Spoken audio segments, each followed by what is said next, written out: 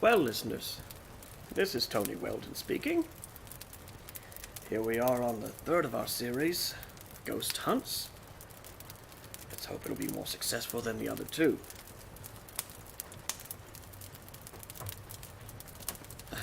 All our preparations have been made, and now it's just up to the spooks. My colleague tonight is Professor Mignon of Paris. He is the most celebrated investigator of psychic phenomena in the world. I'm very proud to be his collaborator. We are in a medium-sized, three-story Georgian house, not far from London. We've chosen it for this reason. It has a truly terrible history. Since it was built, there are records of no less than 30 suicides in or from it, and there may well have been more. There have been 8 since 1893, it now being 1938. Its builder, I have to remind you of that sort of thing. Actually, if you think about it, the numbers are all the same. Its builder and first occupant was a prosperous city merchant and a very bad hat, it appears. Glutton, wine-bibber, and other undesirable things, including a very bad husband.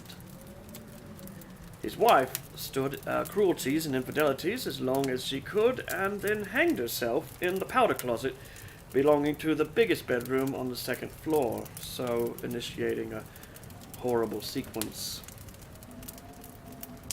I use the expression suicides in and from it because while some have shot themselves and some hanged themselves, no less than 9 have done a very strange thing.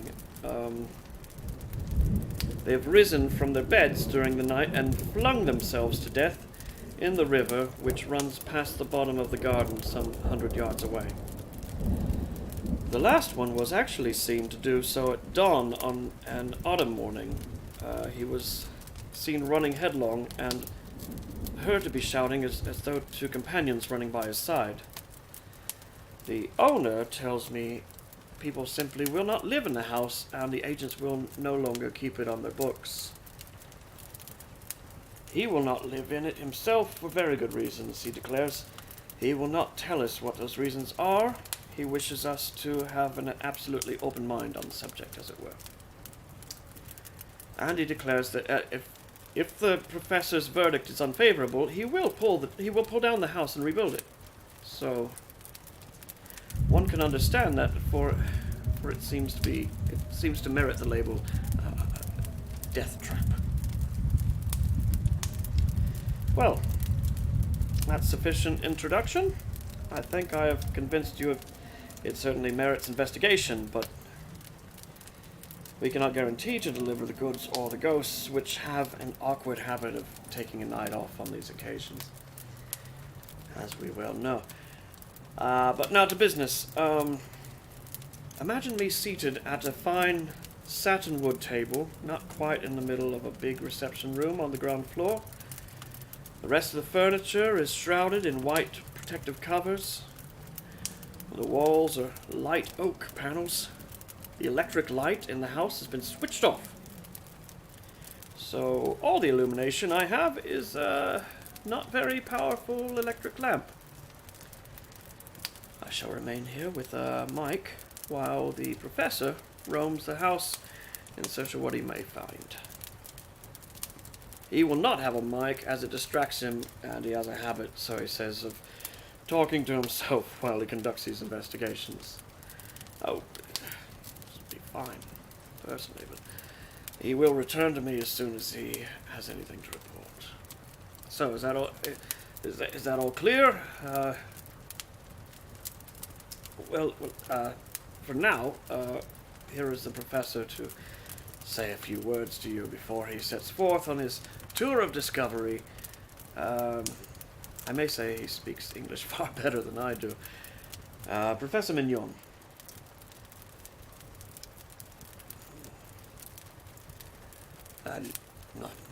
Ladies and gentlemen, this is Professor Mignon. This house is without doubt, how shall I say, impregnated with evil, it affects one profoundly. It is bad, bad, bad. It is soaked in evil and reeking from its wicked past. It must be pulled down. I do not think it affects my friend, Mr. Weldon, in the same way, but he is not psychic, not medium mystique, as I am. Now, shall we see ghosts, spirits? That I cannot say.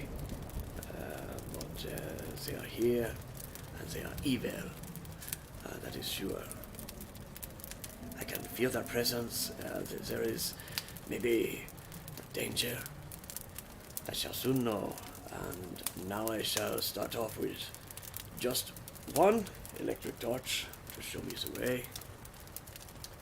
Presently I will not come back and tell you what I've seen, or if not seen, felt, and perhaps suffered. But remember, that we can summon spirits from the vasty deep. Will they come when we call for them? We shall see. Well, listeners, I'm sure if anyone can, it's the professor. You must have found those few words far more impressive than anything I've said. That was an expert speaking on what he knows. Personally, alone here in this big silent room, they didn't have a very reassuring effect on me. In fact, he wasn't quite correct when he said this place didn't affect me at all. I don't find it a very cheerful spot, by any means. You can be sure of that.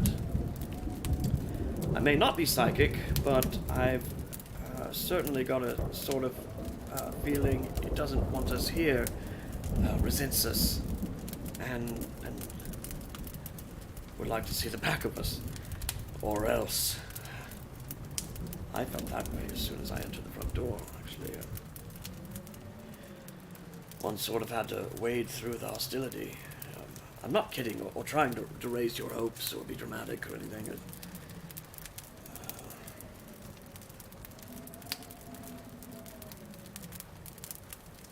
It's very quiet here, listeners. Having a look around the room. This lamp casts some queer shadows. There's an odd one near the wall by the door, but I realize now it must be one cast by a big Adams bookcase. I know that's what it is because I peeped under the dust cover when I first came in. It's a very fine piece.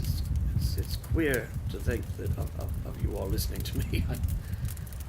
I shouldn't really mind if I had some of you for company, actually. The owner of the house told us we should probably hear rats and mice in the wainscoting. I can certainly hear them now. Pretty hefty rats from the sound of them. Even you can almost hear them, I should think.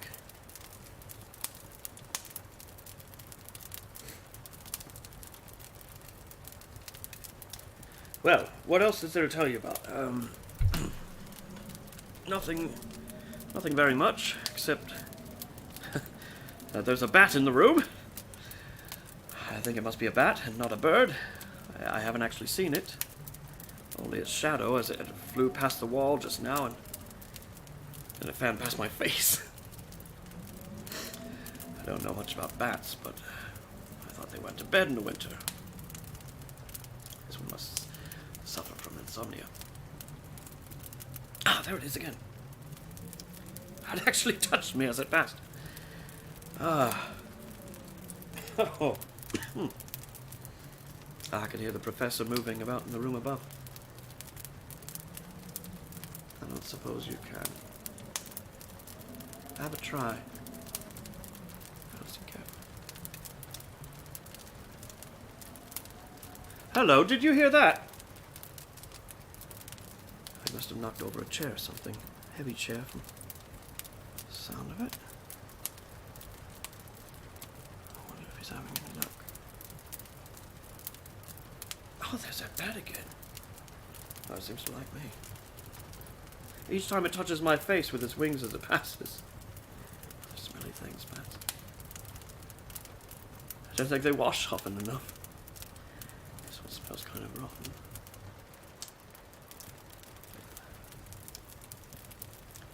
I wonder what the professor knocked over. It's a shame we couldn't have a mic on him as he walked around. You'll have to listen to me, as entertaining as that may be. I can see oh. There's a small stain forming on the ceiling. Perhaps a flower bowl or something. Did you hear a sharp crack? You must have. The oak paneling stretching. Well, it was almost ear-splitting in here. Something right across my foot. I've always loathed rats. Most people do, of course, I suppose.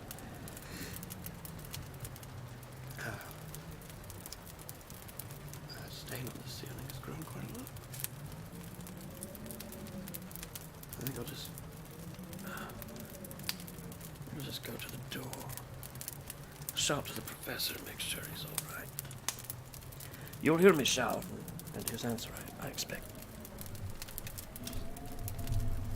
Sit back. Oh, I don't disconnect anything. Excuse me. Oh, dear. Oh.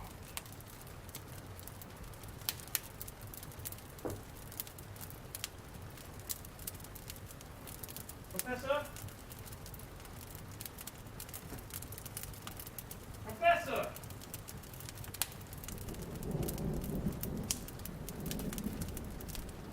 Professor!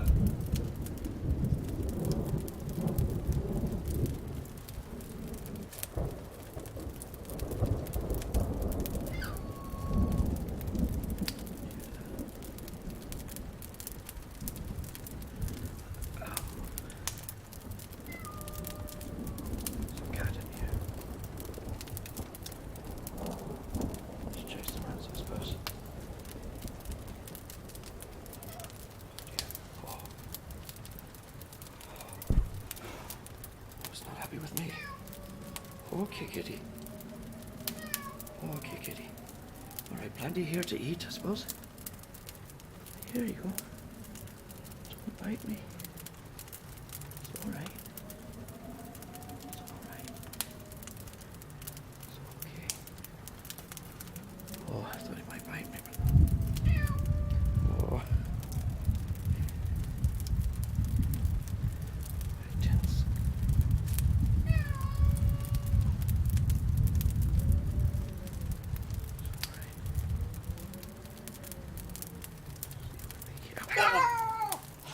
Jesus! Oh! Oh, that hurt worse than the bat. Alright. Hey. Oh. Well, Professor didn't answer. I believe he's a bit deaf.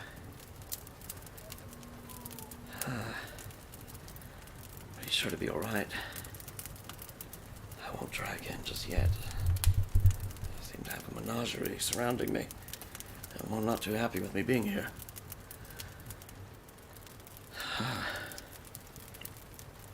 I know he likes to be just undisturbed on these occasions.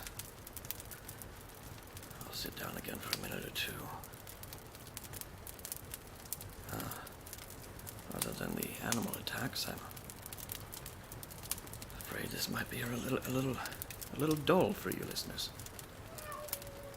Oh dear. I don't know what to do with this boy over here.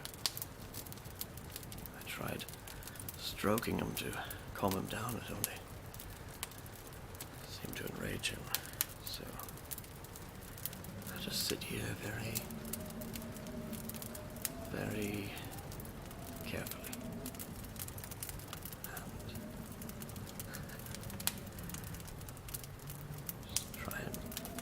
each other company.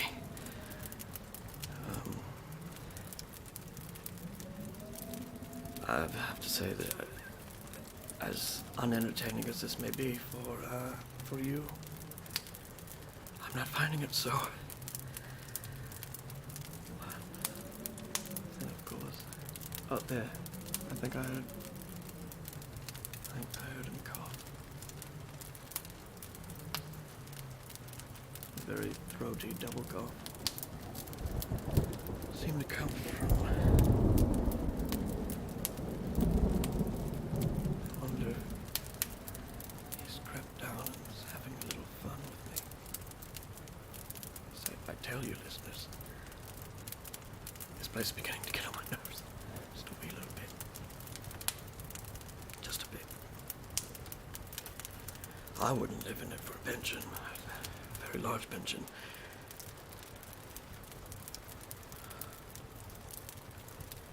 Still smell that bat. Try and shift in my chair. I don't want to anger all the critters around me. But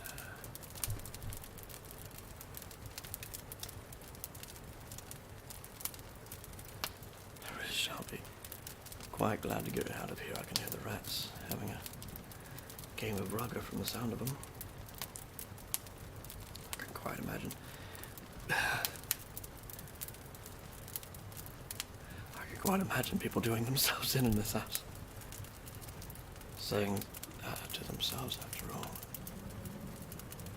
he isn't much of a life when you think of it. Well, you figure it out, is he? Just work and worry and getting old and seeing your friends die and waiting for death yourself. Just end it all in the river, you know. Doing petty little things like radio ghost hunts, walking around in dark, silly houses. There's not much of a point to it all.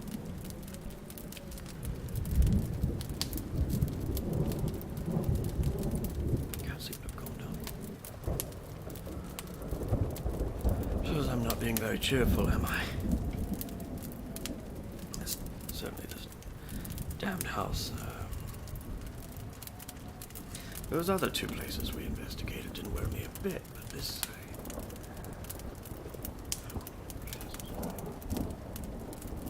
besides coughing,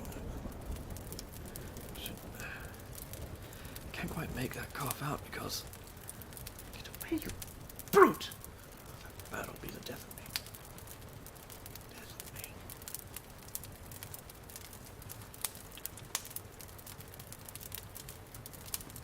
But I'm glad that I have you to talk to. If there's anyone out there, listeners, I'll just imagine you're there. It makes me feel a little better, thinking I have a connection. I wish although that you could answer me back. I'm beginning to dislike the sound of my own voice. After a time, if you've been talking in a room alone, you get fanciful. Have you ever noticed that? You sort of think you can hear someone talking back. There. Of course you couldn't have heard it. Because it wasn't there, of course. It's just in my head. It's subjective, that's the word. Subjective. Very odd. That was me laughing, of course. Saying of course, no. Of course I am. Well, listeners, I'm afraid this is awfully dull for you, and not for me, though. Not for me. Not for me at all. No ghosts so far, unless the professor's having better luck.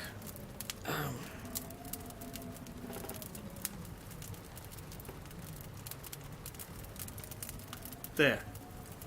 You must have heard that. What a crack the paddling makes. Well, you must have heard that, listeners. Better than nothing.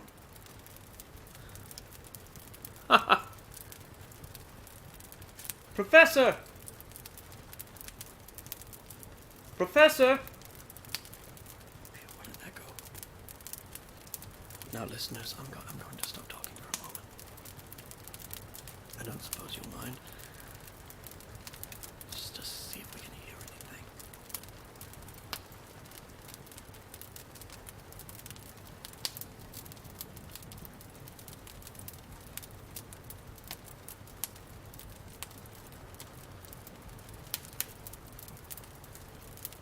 Did you hear?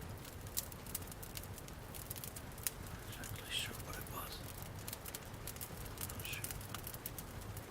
I wonder if you heard it.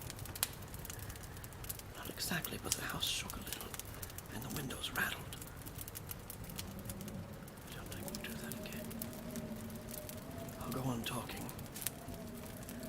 I wonder how long one could endure the atmosphere of this place. He certainly is inclined to get one down. I must feel blood running down my arm. Nothing there. I don't think. Gosh, that stain has grown. One on the ceiling. It's actually started to drip. I mean, form bubbles. They'll start dropping soon. Colored bubbles, apparently. I wonder if the professor's okay. I mean, he might have shut himself up in a powder closet or something, and the powder closets in this house aren't particularly... Well, you never know, do you? I should have said that shadow wouldn't move. No, I suppose I put the lamp down in a slightly different position. Shadows do make odd patterns. You must have noticed that. This one might be a body lying on its face with its arms stretched out. Cheerful, aren't I? An aunt of mine gassed herself, as a matter of fact. Oh, I don't know why I told you that. Not quite in the script. Professor? Professor? Fuzzy whiskers. I shall certainly advise the owner to have this place pulled down. Emphatically. Then where'll you go? I must go upstairs a minute, too, and see what's happened to the professor. Well, I was telling you about Auntie. Do you know, listeners, I really believe I'd go completely crackers if I stayed here much longer. More or less, anyway. Quite soon. Quite soon.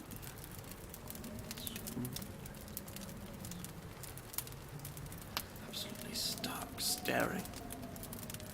It wears you down. That's exactly it. Wears you down. I quite understand. But I won't say all that again. I'm afraid this is all awfully dull for you, listeners. I should switch it off if I were you. I should. What's on the other program? I mean it, switch off. There, what did I tell you? That stain started to drip drops. Drip drops, drip drops, drip drops, drip drops. Drops, drip drops. I'll go and catch one in my hat. Good God! Professor!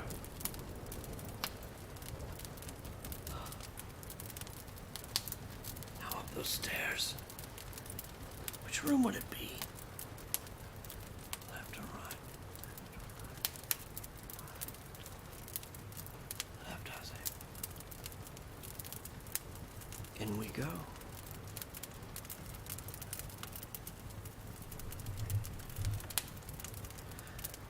Well, gentlemen, good evening. What have you done with the professor? I know he's dead. See his blood on my hand. What have you done with him? Make way, please, gentlemen. What have you done with him? Do you want me to sing it? Tra-la-la-la-la! Switch off, you fools. Well, if this isn't too darned funny.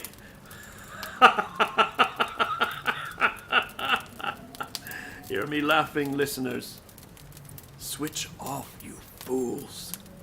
Well, I can't be him lying here. He hadn't a red beard. Don't crowd round me, gentlemen. Don't crowd me, I tell you. What do you want me to do? You want me to go to the river? You want me to go to the river, don't you?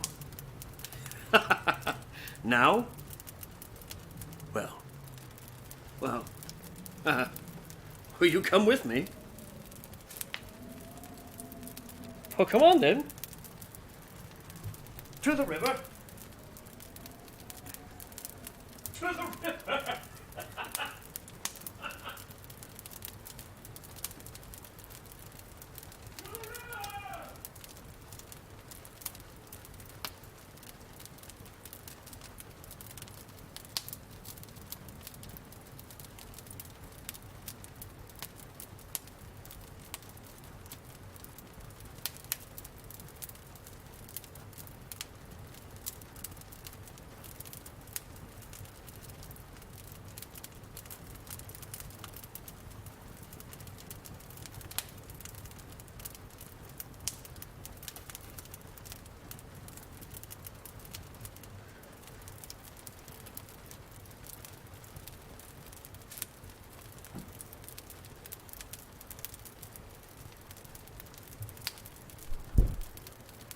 Well, if you want to look it up for yourselves, that one was called Ghost Hunt, simply. Written by H. Russell Wakefield. And believe it or not, that was written. You can look it up yourself. Other than my poor cat freaking out and attacking me, which I ad-libbed. I mean, he did attack me. He's a troubled boy. I'm usually very careful around him.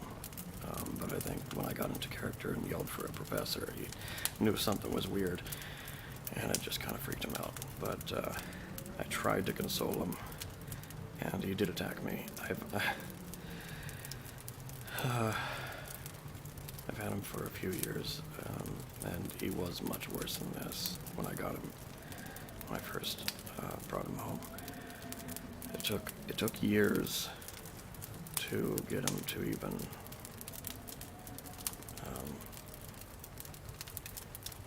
anyway, yeah, so there are lapses. I'm going to have to reassure him. But that's our issue. That was Ghost Hunt by H. Russell Wakefield. And let's hope the next one doesn't get so dramatic.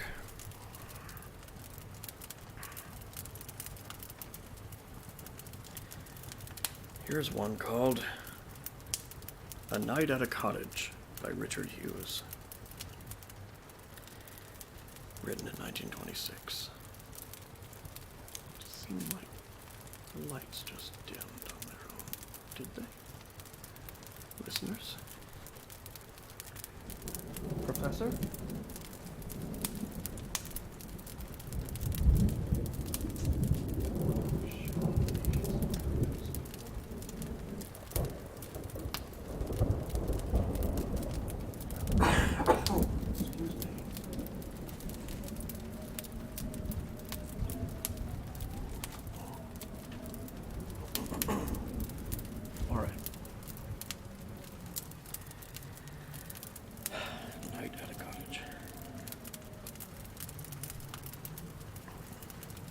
Just as last time.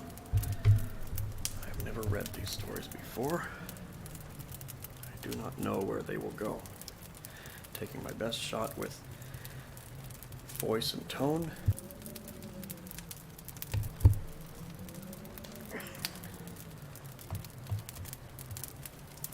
Hoping to provide an interesting listening experience. I certainly had one last time. I mean, last story. That was interesting to me. I feel in my own critique-y way that he rushed the ending. I don't know how it went from him sitting at a table, I guess, looking at a growing bloodstain on the ceiling, into all of a sudden being in another room talking to ghosts and going insane. I feel like it needed, a page or two to get there. It just went there immediately. But whatever. Okay. Can't do much about it now, can the author? He's dead. Well dead. Now about 50, 60 years. Alright. When did this author die? Richard Hughes died in 1976. 45 years ago. Jeez. Alright. Let's read this little... Richard Hughes was born in Wales, and the country is featured in a number of his short stories and novels. Educated at Oxford, he worked in the theatre for some years before achieving fame with his one-act play, The Sisters' Tragedy, in 1922. Following this, with several best-selling novels of high adventure, including A High Wind in Jamaica in 1929, and In Hazard, 1938, and The Wooden Shepherdess, 1972. In his younger days, Richard Hughes spent a considerable time on the road in England and Europe, which gives an added frisson to this story of one man's terrifying encounter in an old, deserted cottage.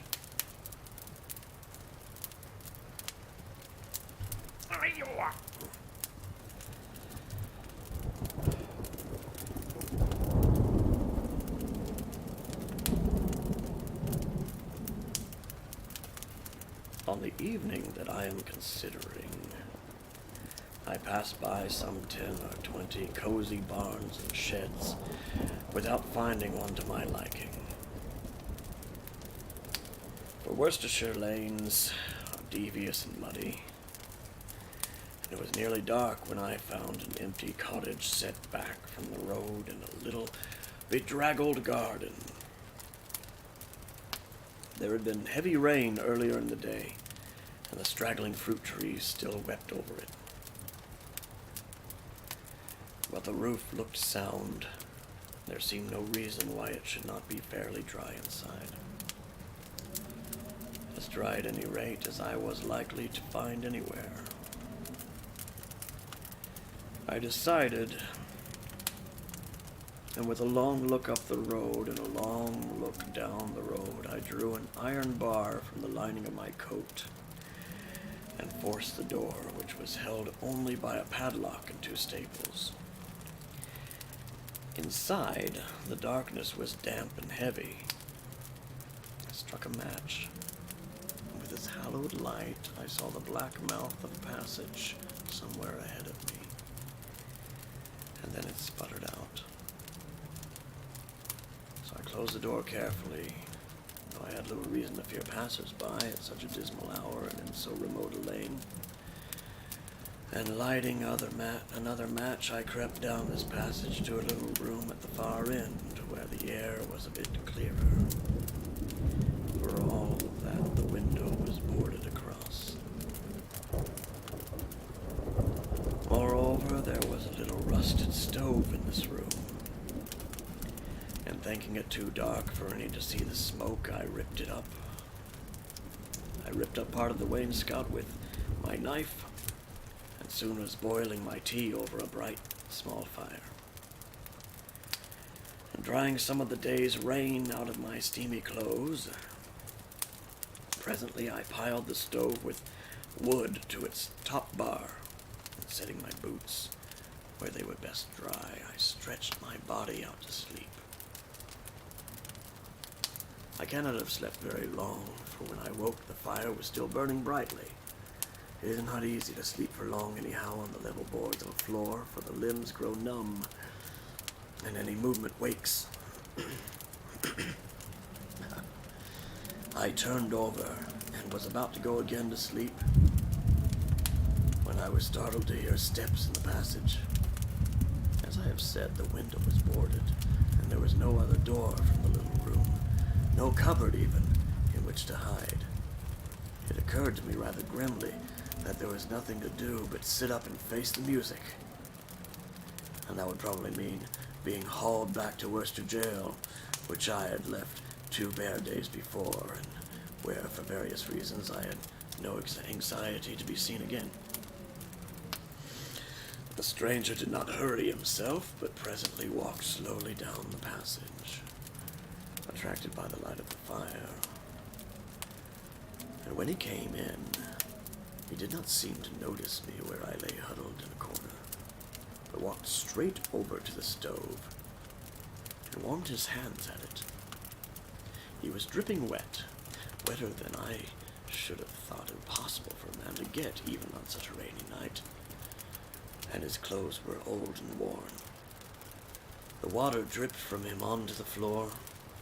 He wore no hat, and the straight hair over his eyes dripped water that sizzled spitefully on the embers.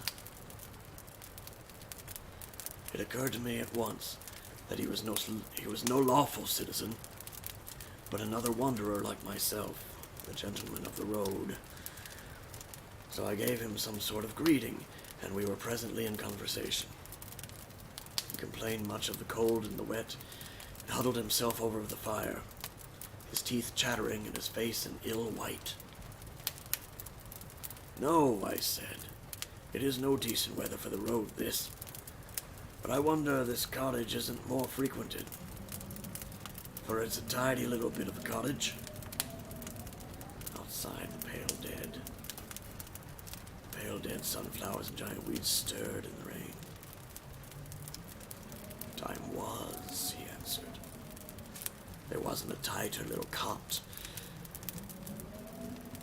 in the county, nor a prettier garden. A regular little parlor she was. But now no folk'll live in it, and there's very few tramps will stop here either." There were none of the rags and tins and broken food about that you find in a place where many beggars are used to stay. "Why is that?" I asked. He gave a very troubled sigh before answering. "Goes," he said. "Goes. Him that lived here. It is a mighty sad tale, and I'll not tell it to you. But the upshot of it was that he drowned himself down to the mill pond. How slimy he was and floating when they pulled him out of it. There are folks have seen him floating on the pond, and folks have seen him sit round the corner of the school, waiting for his children. Seems as if he had forgotten, like how they were all gone dead, and the why he drowned himself. But there are some say he walks up and down this cottage, up and down, like when the smallpox had him, and they couldn't sleep but if they heard his feet going up and down by the doors. Drowned himself down to the pond he did, and now he walks."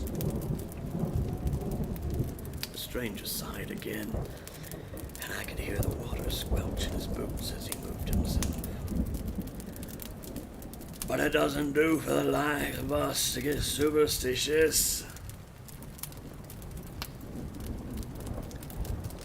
"No, it wouldn't go for the like of us to get superstitious," I answered. It wouldn't do for us to get seeing ghosts, or many's the wet night we'd be lying in the roadway." "No," he said. "No, it wouldn't do at all. I never had belief in walks myself." I laughed. "Nor I that," I said. "I never see ghosts, whoever may." He looked at me again in his queer, melancholy fashion. "No," he said. "'Spect you don't ever. some folk don't. It's hard enough for poor fellows to have no money to their lodging, apart from goa scaring them. It's the coppers, not spooks, make me sleep uneasy, said I. But with coppers and meddlesome-minded folk, it isn't easy to get a night's rest nowadays. The water was still oozing from his clothes all about the floor, and a dank smell went up from him. God, man, I cried. Can't you never get dry? Dry? He made a little coughing laughter. Dry? I shan't never be dry. 'Tisn't the likes of us that ever get dry, be it wet or fine, winter or summer. See that? He thrust his muddy hands up to the wrist in the fire, glowering over it fiercely and madly. But I caught up my 2 boots and I ran crying out into the night.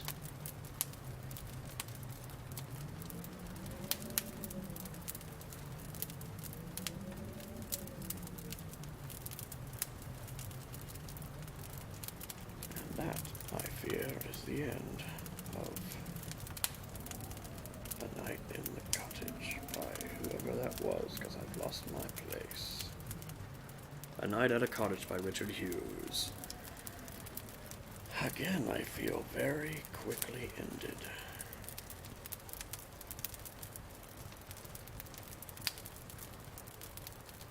Kind of fun. A slice of death, they call that style of story.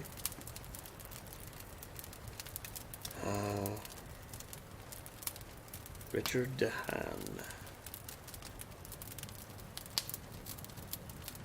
Guernsey, Channel Islands. Written in 1915. Richard DeHaan was the pseudonym of Clotilde Marygraves. Clotilda? Oh, Clotilda. Run away with me, Clotilda. Who was born in County Cork, Ireland, and became popular with readers on both sides of the Atlantic for her humorous novels and stories of witchcraft and pagan religions, including Under the Hermes, 1917, and The Eve of Pascua, 1920. She also traveled a great deal and wrote short stories on a variety of themes, from the Boer War to Eskimo folklore. Graves resided in the Channel Islands for several years, which were the inspiration for this story, A Spirit Elopement. I personally hope someone gets down with a ghost. Oh, get down, Yeshu.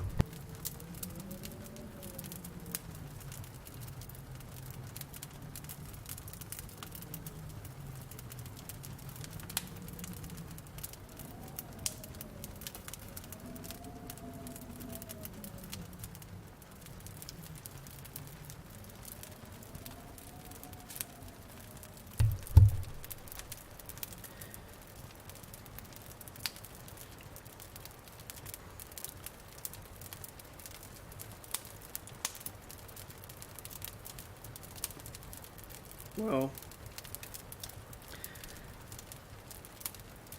I wouldn't mind reading a song as a woman with my own voice, but some people are weird about that, so I won't do it. I mean, I've got other stories, so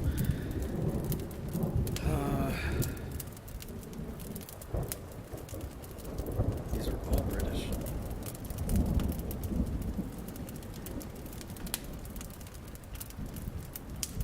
Let's see how long this is.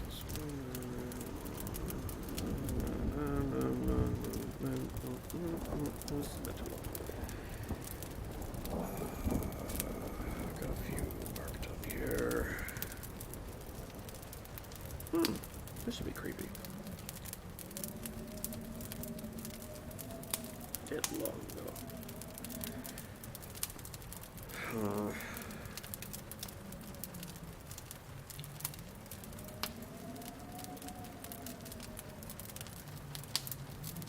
I mean, the other ones were too short, I think. Well, the last one was. Alright, Penelope. Is this first person again? Okay. No. Don't think it is. Good old tale. Oxford. 19th century family house in the much sought after county of Oxfordshire. 3-story building with 4 bedrooms, spacious lounge and dining room with large garden to the rear. Spring of 1981. It's a newer story. Penelope Lively, who is upon this publication, was still alive, born in 1933. Was born in Egypt, but settled in England after the Second World War, where she studied history at St. Anne's College, Oxford. She has proved to be a brilliant writer for both adults and children, and the supernatural features strongly in her work, especially in The Wild Hunt of Hagworthy, 1971, and the award-winning pair The Ghost of Thomas Kemp, 1973, and A Stitch in Time, 1976. Penelope Lively has written several ghost short stories, including Black Dog, The Ghost of a Flea, and Uninvited Ghosts, an amusing tale of some otherworldly residents in the Brown family's new home, and how the children deal with them. Marion and Simon were sent to bed early on the day that the Brown family moved house. By then, everyone had lost their temper with everyone else. The cat had been sick in the living room carpet. The dog had run away twice. If you've ever moved, you will know what kind of a day it had been. Packing cases and newspaper all over the place. Sandwiches instead of proper meals. The kettle lost. The kettle lost in a wardrobe stuck on the stairs. And Mrs. Brown's favorite vase broken. There was bread and baked beans for supper. The television wouldn't work. And the water wasn't hot. So when all that was said and done, the children didn't object too violently to being packed off to bed. They'd had enough too. They had one last argument about who was going to sleep by the window, put on their pajamas, got into bed, switched the lights out, and it was at that point that the ghost came out of the bottom drawer of the chest of drawers. It oozed out, a gray, cloudy shape, about 3 feet long, smelling faintly of wood smoke. Sat down on a chair and began to hum to itself. It looked like a bundle of bedclothes, except that it was not solid.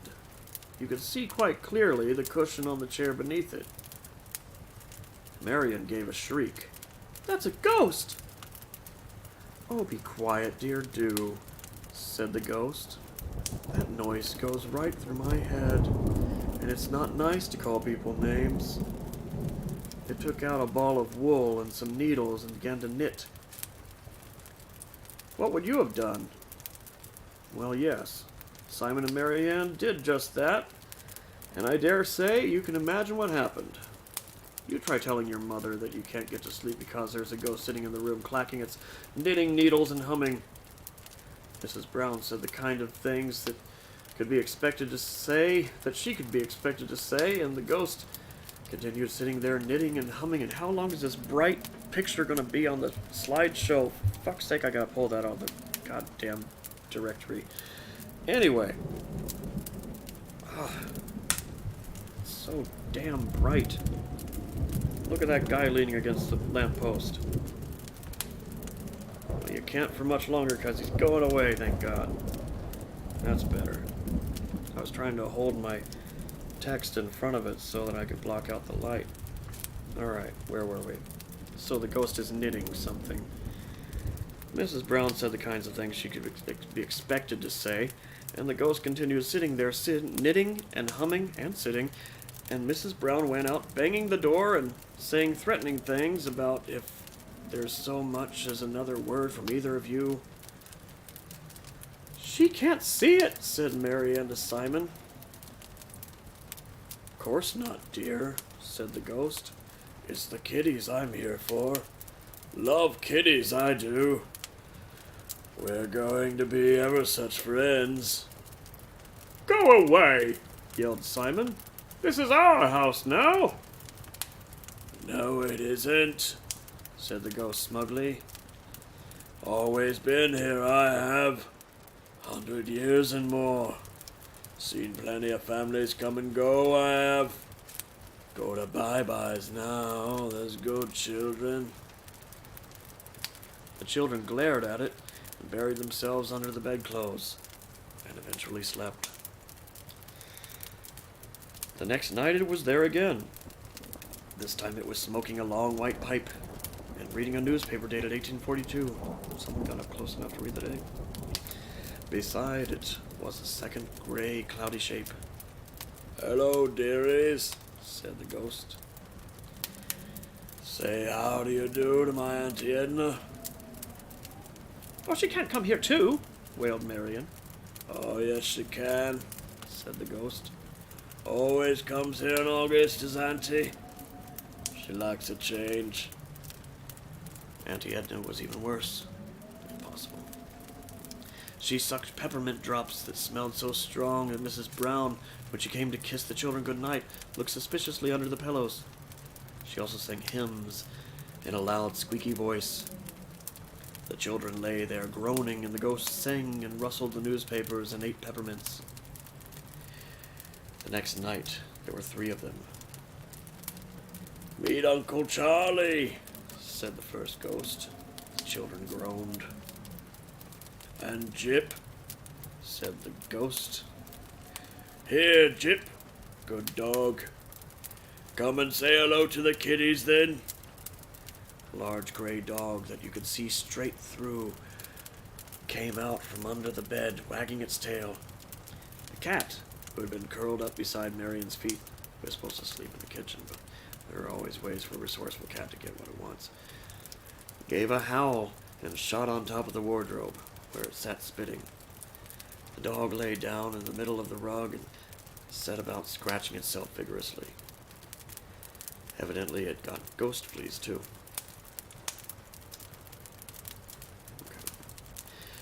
Uncle Charlie was unbearable. He had a loud cough that kept going off like a machine gun, and he told the longest, most pointless stories the children had ever heard. He said he too loves kitties, and he knew kitties loved stories. In the middle of the 7th story, the children went to sleep out of sheer boredom. I'll have to do that myself.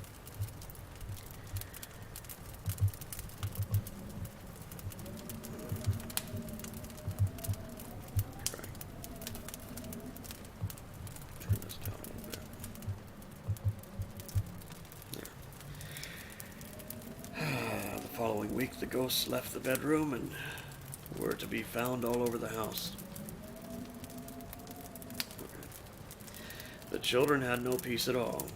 They'd be quietly doing their homework, and all of a sudden Auntie Edna would be breathing down their necks, reciting arithmetic tables. The original ghost took to sitting on top of the television with his legs in front of the picture. Uncle Charlie told his stories all through the best programs, and the dog lay permanently at the top of the stairs. Brown's cat became quite hysterical, refused to eat, and went to live on the top shelf of the kitchen dresser. Something had to be done. Marianne and Simon also were beginning to show the effects. Their mother decided they looked peaky and bought an appalling sticky brown vitamin medicine from the chemist to strengthen them. "It's the ghosts!" wailed the children. "We don't need vitamins!"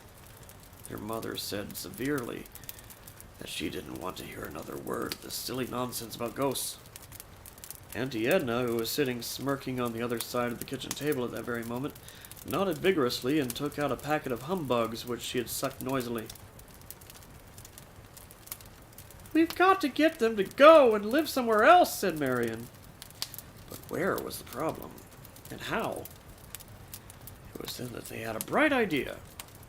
On Sunday, the Browns were all going to see their uncle, who was rather rich and lived alone in a big house, with thick carpets everywhere and empty rooms and the biggest color television you ever saw. Plenty of room for ghosts. They were very cunning. They suggested to the ghosts that they might like a drive in the country. The ghosts said at first that they were quite comfortable, where they were, thank you. And they didn't fancy these newfangled motor cars, not their time of life. But then Auntie Edna remembered that she liked looking at the pretty flowers and the trees, and finally they agreed to give it a try. They sat in a row on the back shelf of the car. Mrs. Brown kept asking why there was such a strong smell of peppermint. Mr. Brown kept roaring at Simon and Marion to keep still while he was driving. The fact was that the ghosts were shoving them. It was like being nudged by 3 cold, damp flannels. And the ghost dog, who'd come along too, of course, was carsick. When they got to Uncle Dick's, the ghosts came in and had a look around. They liked the expensive carpets and the enormous television. They slid in and out of the wardrobes and walked through the doors and the walls and sent Uncle Dick's budgies into a decline from which they have never recovered. Nice place, they said, nice and comfy. Why not stay here, said Simon, in an offhand tone. Couldn't do that, said the ghost firmly. No kiddies. Dull. We like a place with a bit of life to it. And they piled back into the car and sang hymns all the way home to the Browns' house. They also ate toast. There were real toast crumbs on the floor, and the children got the blame. Why? Simon and Marion were in despair. The ruder they were at the ghosts, the more the ghosts liked it. Cheeky, they said indulgently. What a cheeky little pair of kiddies.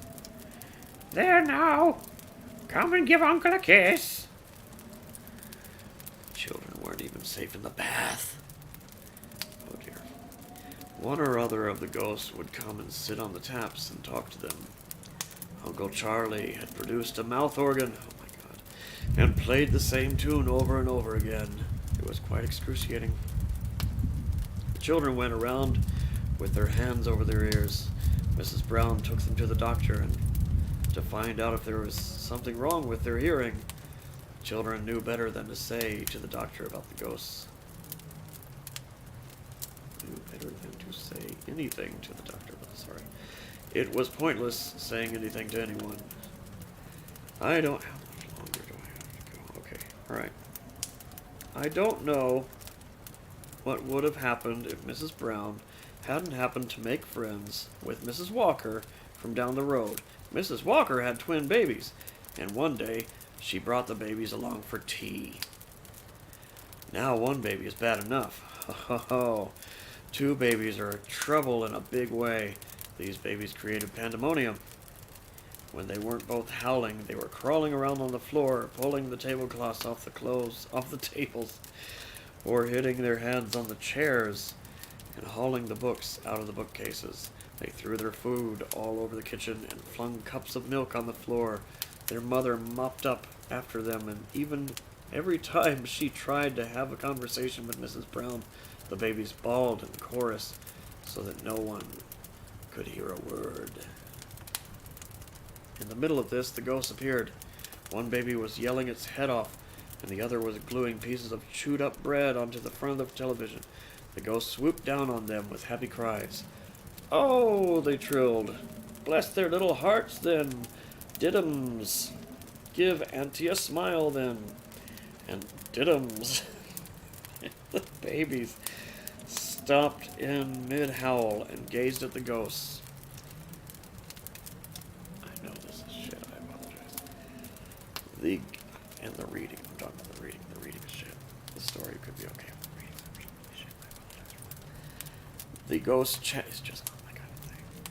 The ghost chattered to the babies and sang them songs, and the babies chattered back and were as good as gold for the next hour, and their mother had the first proper conversation. It's just not complete, isn't it? When we get to the end of it, I mean, I've already started, I've got this far, we get to it. She'd had in weeks. When they went, the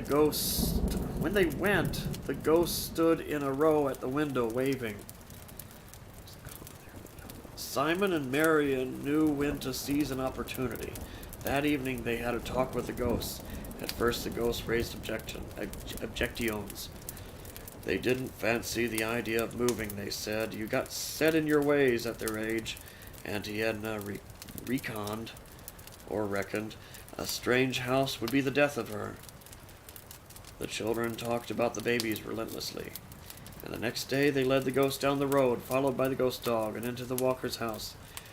Mrs. Walker doesn't know to this day why the babies, who had been screaming for the last half hour, suddenly stopped and broke into great smiles, and she has never understood why. From that day forth, the babies became the most tranquil, quiet, amiable babies in the area.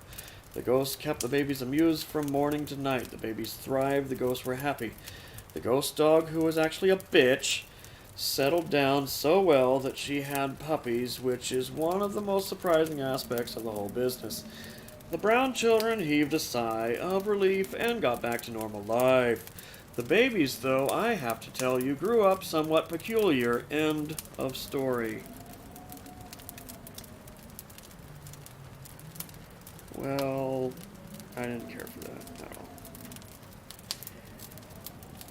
Hey, it must have been the humorous part of the book.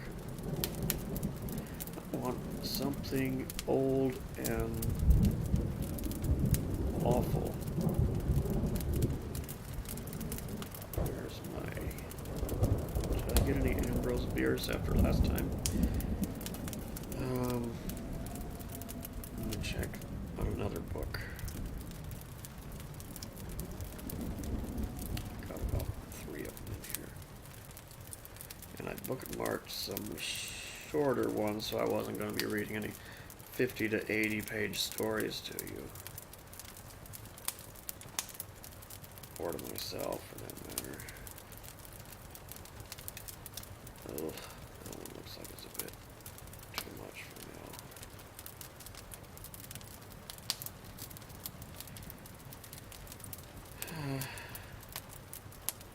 I apologize. That one really just did me in.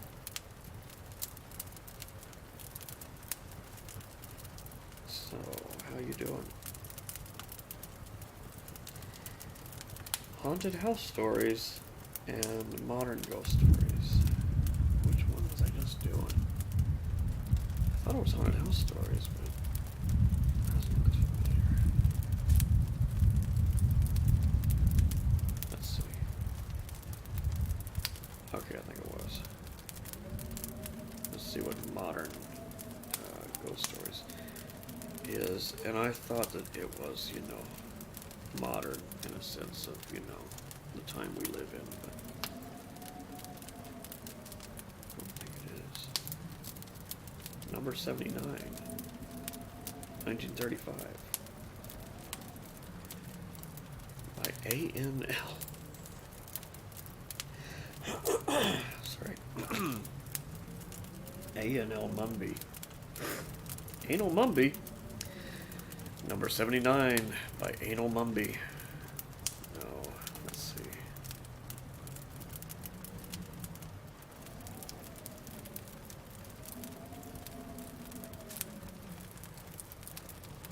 I have to get myself into a better frame of mind.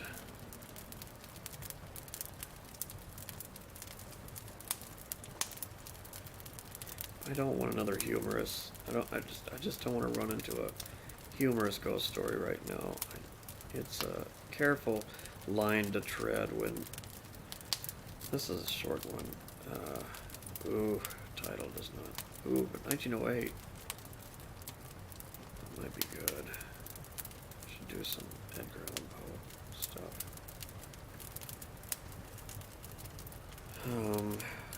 Alright, let's just see where this goes. I'll do my best. Called Full Fathom 5. I don't like the alliteration there, but it's by Alexander Woolcott. A Massachusetts man. Eyewitness description. On the spot in front of the fireplace where the apparition had seemed to stand was a patch of water, a little circular pool that had issued from no crack in the floor. Did that happen? Was that a common thing? crack in the floor and water just comes up. Like you're in a boat. Alexander Humphreys Woolcott was one of the great American comedic figures. Fuck that. Maybe it's a short, because I'm, oh, Ray Bradbury, there we go. Another Fine Mess. 1995? Damn. Alright, I'll give it a try. A Bradbury ghost story. Alright, I'm gonna trust you, Ray. Although I don't know what state your mind was in 1995. Ah, sorry. Let's see what the little thing says at the beginning of that. At first, there was only a creaking of wheels down in the dark, like crickets. And then a moan of wood, and a hum of piano strings. And then once... Sorry. I need to reset. And then one voice lamenting about his job, and the other voice claiming it had nothing to do with it. And then the thumps as two derby hats fell. Ray Douglas Bladbury.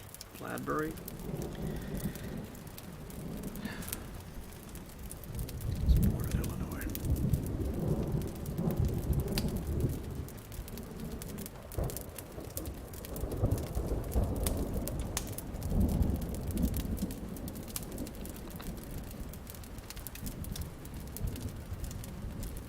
In 1920.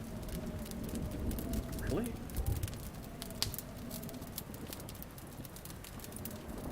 Alright, let's try it.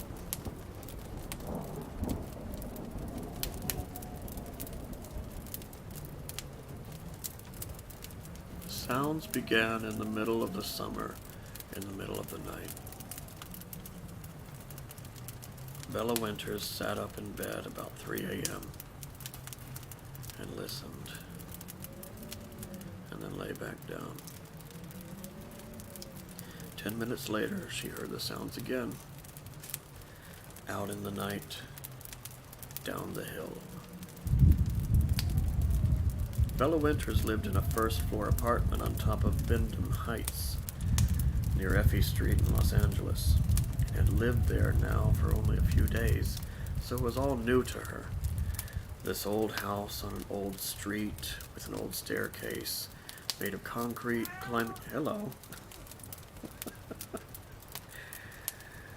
climbing steeply straight up from the lowlands below. 120 steps, count them.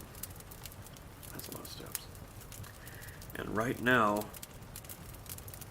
someone's on the steps, said Bella to herself.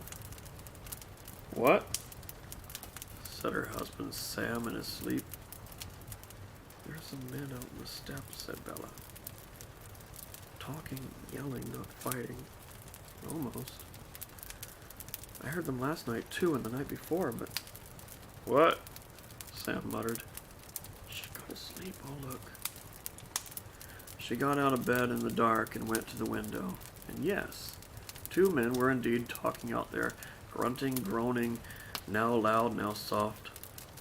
And there was another voice, another noise, a kind of bumping, sliding, thumping, like a huge object being carted up the hill.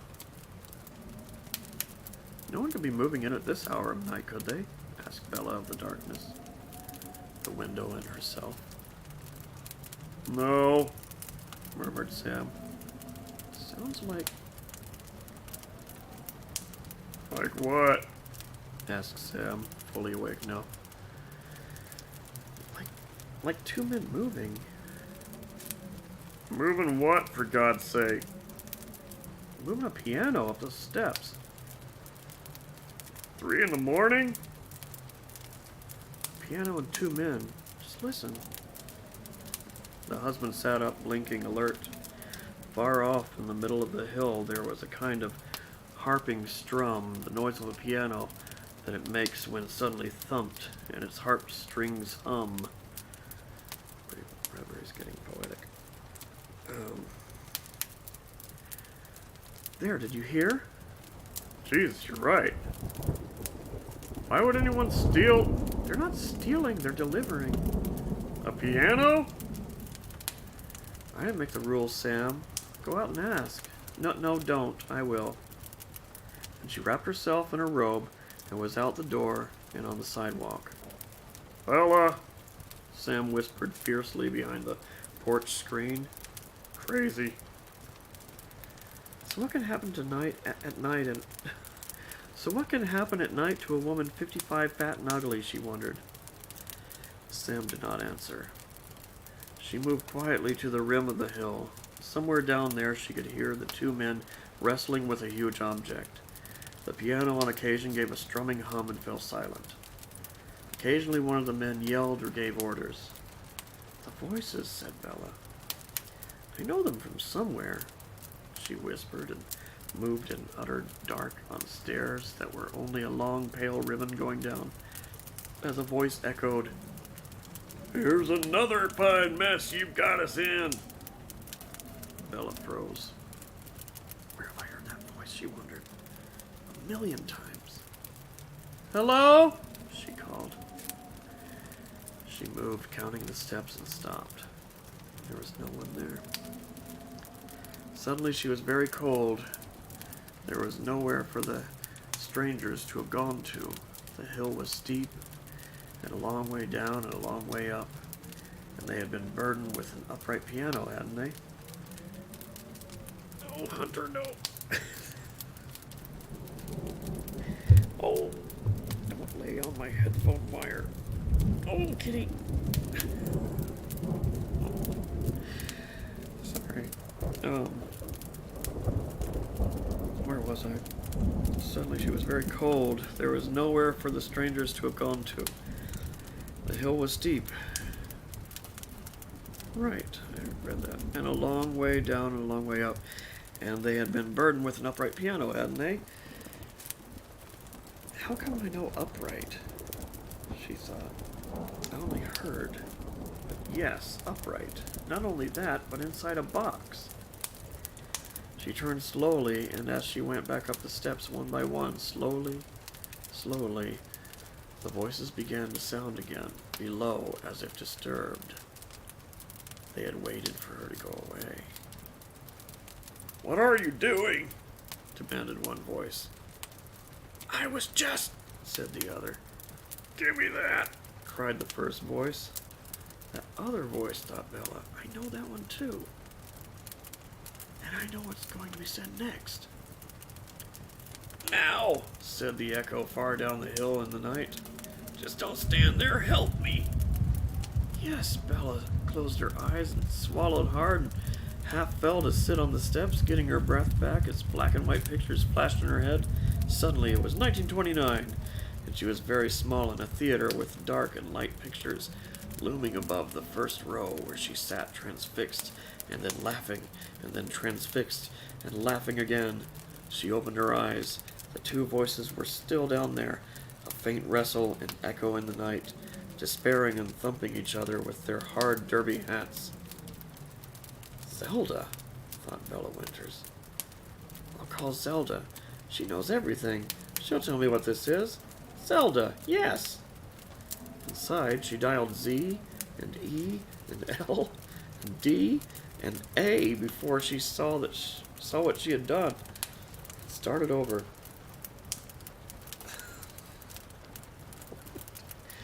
The phone rang a long while until Zelda's voice, angry with sleep, spoke halfway across L.A. Zelda, this is Bella. Sam just died. No, I'm sorry. You're sorry. Zelda, I know you're going to think I'm crazy, but go ahead. Be crazy. Zelda, in the old days when they made films around L.A., they used lots of places, right? Like Venice, Ocean Park. Chaplin did. Langdon did. Harold Lloyd, sure. Laurel and Hardy. What? Laurel and Hardy? Did they use lots of locations? Palms. They used Palms lots. Culver City Main Street. Effie Street. Effie Street? Don't yell, Bella. Did you say Effie Street? Sure, and God, it's 3 in the morning. Right at the top of every street. Hey, yeah, the stairs. Everyone knows them. That's where the music box chased Hardy downhill and ran over him. Sure, Zelda, sure. Oh, God, Zelda, if you could hear what I hear. Zelda was suddenly wide awake on the line. What's going on? Are you serious? Oh, God, yes. On the steps just now. And last night, and the night before maybe, I hear 2 men hauling a piano up the hill. Someone's pulling your leg. No, they're here. I go out and there's nothing, but the steps are haunted, Zelda. One voice says, here's another fine mess you got us in. You gotta hear that man's voice. You're drunk. Doing this because you know I'm a nut for them. No. Come, Zelda, listen. Tell. Maybe half an hour later, Bella heard the old Tin Lizzie rattle up the alley behind the apartments. It was a car Zelda, in her joy at visiting silent movie theaters, had bought to lug herself around in while she wrote about the past. Always the past, steaming into Cecil B. DeMille's old place, or circling Harold Lloyd's nation state, or cranking and banging around the Universal backlot, paying her respects to the Phantom's opera stage, or sitting on Ma and Pa Kettle's porch, chewing a sandwich lunch. That was Zelda, who once wrote in a silent country, in a silent time for silver screen. Zelda lumbered across the front porch, a huge body with legs as big as the Bernini columns in front of St. Peter's in Rome, and a face like a harvest moon. On that round face was suspicion, cynicism, skepticism, in equal pie parts. But when she saw Bella's pale stare, she cried, Bella! You see, I'm not lying, said Bella. I see. Keep your voice down, Zelda. Oh, it's scary and strange, terrible and nice. So come on. And the 2 women edged along the walk to the rim of the old hill near the old steps in Old Hollywood. And suddenly, as they moved, they felt time take a half turn around them, and it was another year, because nothing had changed. All the buildings were the way they were in 1928, and the hills beyond like they were in 1926, and the steps just the way they were when the cement was poured in 1921. Listen, Zelda! There!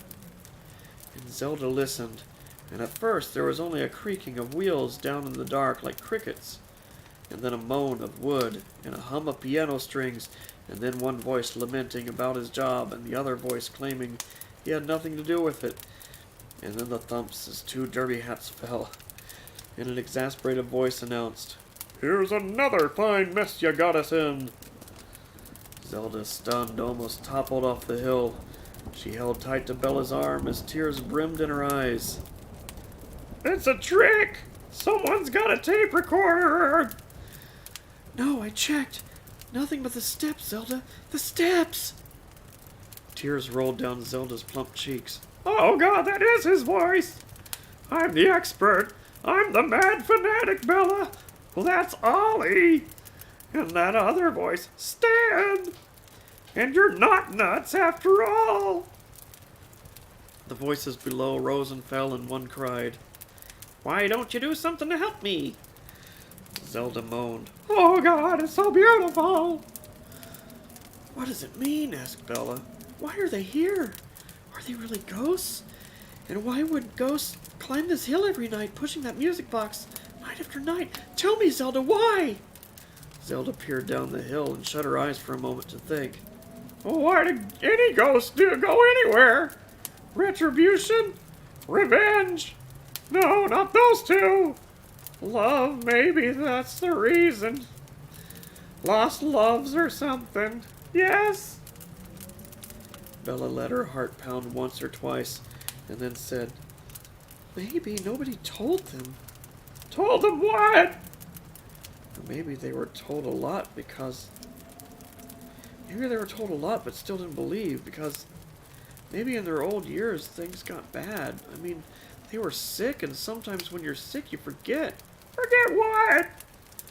how much we love them. Oh, they knew. Did they? Sure, we told each other, but maybe not enough of us ever wrote or waved when they passed and just yelled, "Love!" You think? Hell, Bella, they're on TV every night. Yeah, but that don't count. Has anyone since they left us come here to see these steps and said, maybe those voices down there, ghosts or whatever, have been there every night for years pushing that music box and nobody thought or tried or just whisper or yell all the love we had all the years? Why not? Why not? Zelda stared down into the long darkness where perhaps shadows moved and maybe a piano lurched clumsily along the shadows. You're right.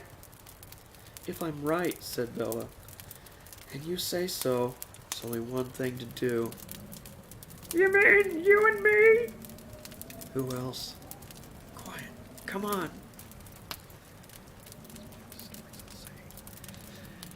They moved down a step. In the same instant, lights came on around them. In a window here, another there, a screen door opened somewhere, and angry words shot out into the night.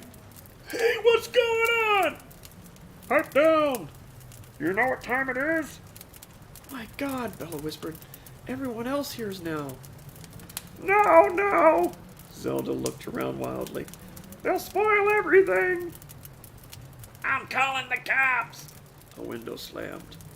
God, said Bella. If the cops come... What? It'll be all wrong.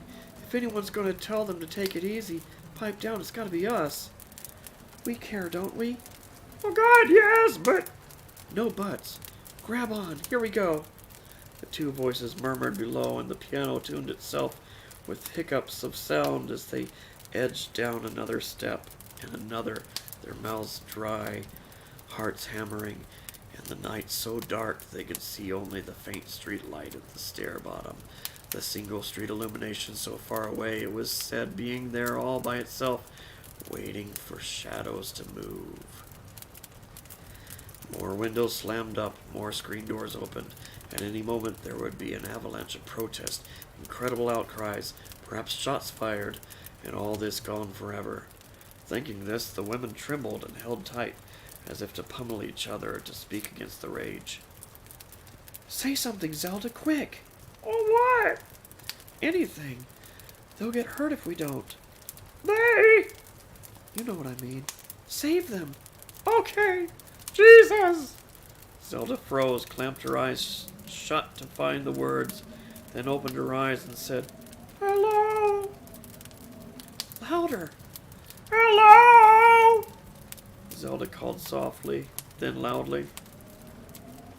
Shapes rustled in the dark below.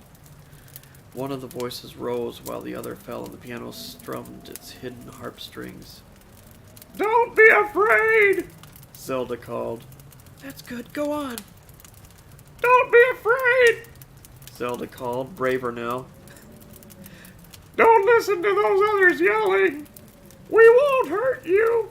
It's just us! I'm Zelda. You wouldn't remember. And this here is Bella. And we've known you forever. Or since we were kids. And we love you. It's late, but we thought you should know. We've loved you ever since you were in the desert or on that boat with ghosts or trying to sell Christmas trees door to door or in that traffic where you tore the headlights off cars. And we still love you, right, Bella? The night below was darkness, waiting. Zelda punched Bella's arm. Yes, Bella cried. What she said. We love you. We can't think of anything else to say. But it's enough, yes? Bella leaned forward anxiously. It's enough? A night wind stirred the leaves and grass around the stairs and the shadows below that had stopped moving, with the music box suspended between them as they looked up and up at the two women, who suddenly began to cry. First tears fell from Bella's cheeks, and then Zelda sensed them. She let fall her own. So now, said Zelda, amazed that she could form words but managed to speak anyway, we want you to know you don't have to come back anymore. We love you so much you don't ever have to come back. You don't have to climb the hill every night waiting for what we said just now, isn't it? I mean, you wanted to hear it here on this hill with those steps and that piano. Yes, that's the whole thing. It had to be that, didn't it? So now, here we are, and there you are, and it's said, so rest, dear friends. Oh, there, Ollie, added Bella in a sad whisper. Oh, Stanley. The piano, hidden in the dark, softly hummed its wires and creaked its ancient wood. And then, the most incredible thing happened. There was a series of shouts, and then a huge banging crash as the music box in the dark rocketed down the hill, skittering on the steps, playing chords where it hit, swerving, rushing, and ahead of it, running, the two shapes pursued by the musical beast, yelling, tripping, shouting, warning the fates, crying out to the gods, down and down, 40, 60, 80, 100 steps. And half down the steps, hearing, feeling, shouting, crying themselves, and now laughing and holding to each other. The two women alone in the night, wildly clutching, grasping, trying to see, almost sure that they did see. The three things ricocheting off and away, the two shadows rushing, one fat, one thin, and the piano blundering after discordant and mindless until they reached the street, where instantly the one overhead street lamp died, as if struck, and the shadows floundered on, pursued by the musical beast.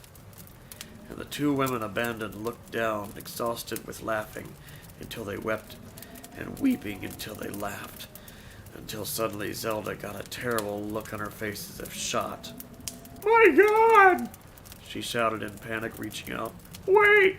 We didn't mean, don't go forever! Sure, go so the neighbors here sleep, and once a year, you hear? Once a year, one night a year from tonight, and every year after that, come back, I mean, it shouldn't bother anyone so much. But we gotta tell you all over again, huh? Come back and bring the box with you, and we'll be here waiting, won't we, Bella? Waiting, yes. There was a long silence from the steps, leading down into an old black and white silent Los Angeles. You think they heard? They listened, and from somewhere, far off and down, there was the faintest explosion, like the engine of an old jalopy knocking itself to life, and when the merest whisper of a lunatic music from a dark theater when they were very young, it faded. After a long while, they climbed back up the steps, dabbing at their eyes with wet Kleenex. Then they turned for a final time to stare down into the night. You know something? Said Zelda. I think they heard. That was fucking weird, Ray.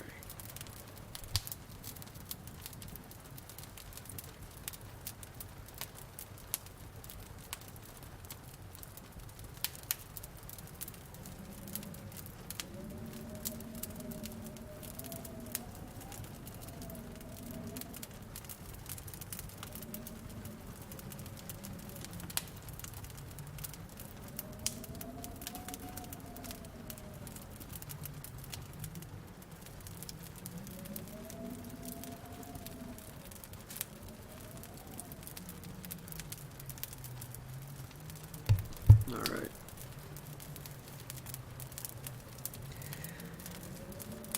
I'll read one more, at least. I'll read one more seriously. And anything else is like bonus whatevers. This one, I mean, I don't want any more comedic things. And this one says it should be unpleasant. I like unpleasant. But the title is called Video Nasty by Philip Pullman, written in 1994. Video Nasties is what they would call the movies that were banned in the early 80s in England. Stuff like, I'm imagining stuff like Texas Chainsaw Massacre. I imagine that would be on the list, but like much worse and less known movies, which I have seen probably at least half of them. Usually just really disgusting horror flicks from the 70s and early 80s.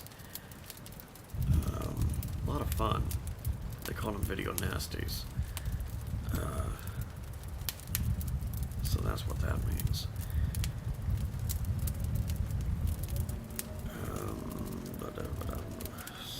So that probably explains that in the summary here. But it's a long summary. Author summary, author bio, whatever. He recalled recently. Okay, wait a second. He started telling stories as soon as he knew what they were. He started telling stories as soon as he knew what they were, and formed a lifelong fascination with the supernatural. He recalled recently, I used to enjoy frightening myself and my friends with the tales I read, and I liked making up stories about the tree in the woods we used to call the hanging tree. My friends and I would creep past it in the dark and shiver as we looked at the bare, sinister outline against the sky. I still enjoy ghost stories, even though I don't think I believe in ghosts anymore. Ditto. Pullman began writing ever since he knew what writing was. No, he began writing while he was working as a teacher, but the popularity of his children's titles, such as Count Karlstein, 1982, Frankenstein, 1990, and the Sally Lockhart series of modern penny dreadfuls, followed by the phenomenal acclaim for his trilogy, has enabled him to devote himself entirely to the art of storytelling. Video Nasty is one of his few short stories, contemporary, unsettling, and, as the title indicates, dealing with something very unpleasant. I love him already. So, that being read, take a swig. Get in the right mood. Do a ritual. Say hello to the dead. Pet a cat.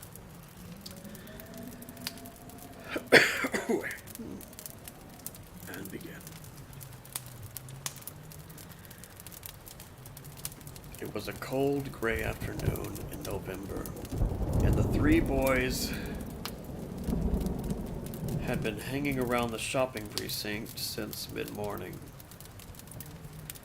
They had some chips at midday, and Kevin had nicked a couple of Mars bars from the newsagents, so they weren't hungry.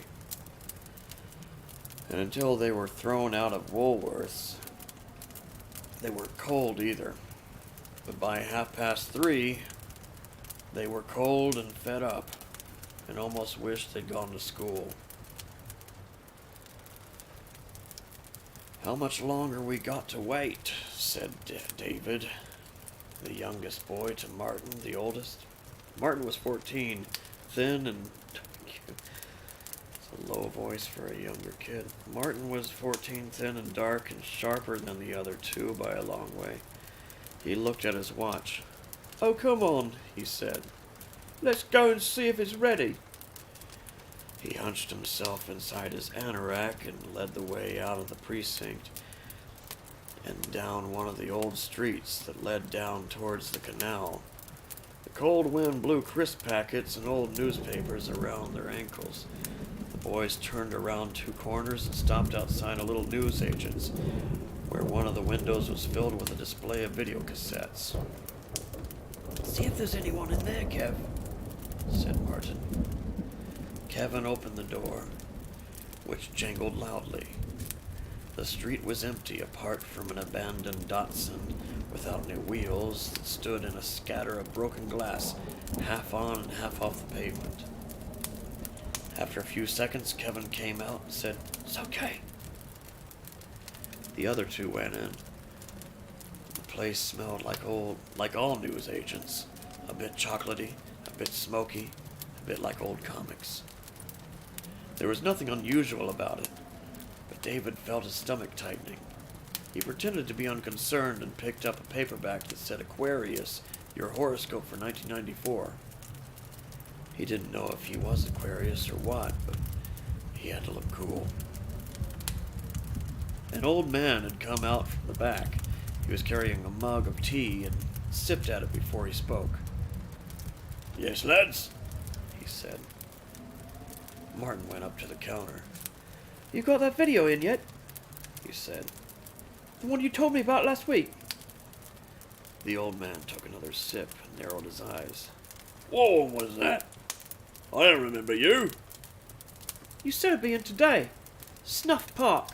You told me about it. Recognition came into the old man's eyes, and he smiled carefully. Of course I remember, He said, "You ought to be careful, that's all.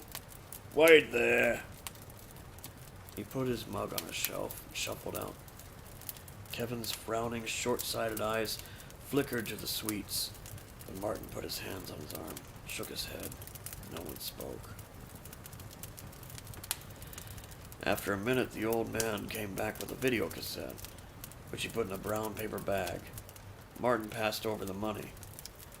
David put back his book and opened the jangling door. "Bye, lads," said the old man. "Enjoy the film." Let's have a look, said Kevin, once they were outside. Kevin took out the cassette, but there was no picture. There was just a plain white label with Snuff Park, 112 minutes, typed in the center. 112 mins, typed in the center. What's mins? Said Kevin. Minutes, you Burke. That's how long it lasts, Said Martin, putting it back. Come on, let's get a cup of tea. I'm perished. Can we go to your place? Not yet, I told you. They ain't going out till 6. We gotta hang about till then. As they walked past the abandoned Datsun, one of the doors creaked open. David jumped back out of the way. A thin boy about his age, wearing torn jeans and trainers and a dirty anorak, was sitting in the driver's seat, with his feet on the pavement. He said something quietly, and Martin stopped. What? He said. What cassette you got? Said the boy. His voice sounded like the sound your feet make in dry leaves.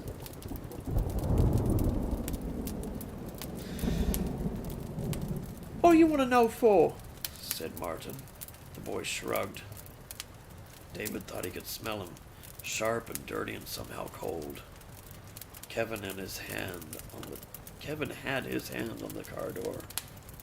Snuff Park, Said Martin after a moment. you seen it? The boy shrugged again and said, "Yeah." He wasn't looking at any of them, but down at the pavement. He scuffed the broken glass with one foot. No one else spoke, so Martin turned and walked off. The other two followed. David looked back at the boy in the car, but he hadn't moved. Just before they turned the corner, he shut the car door.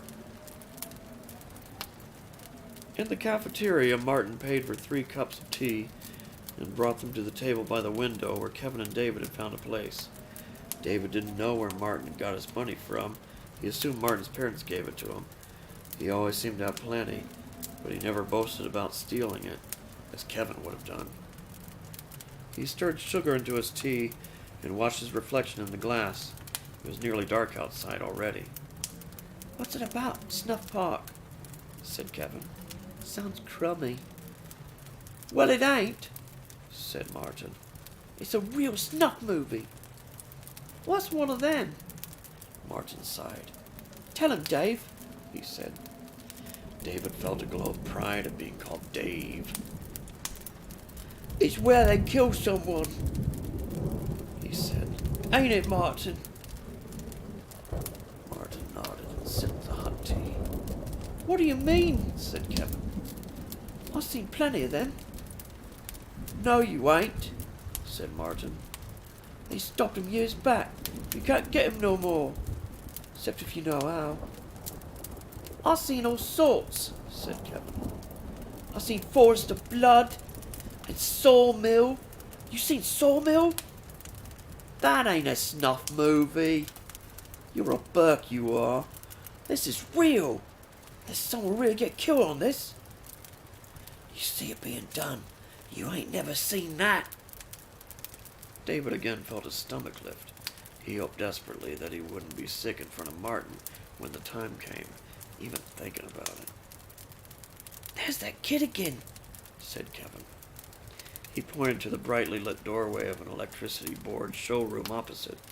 Sandwich makers, microwave ovens, cookers, heaters, freezers, and in the doorway gazing in, the thin huddled figure from the car. As they looked, he wandered away from there and stared through the window of the supermarket next door. Martin looked away. If you're scared, you needn't watch it. He said. Course I ain't scared, Said Kevin.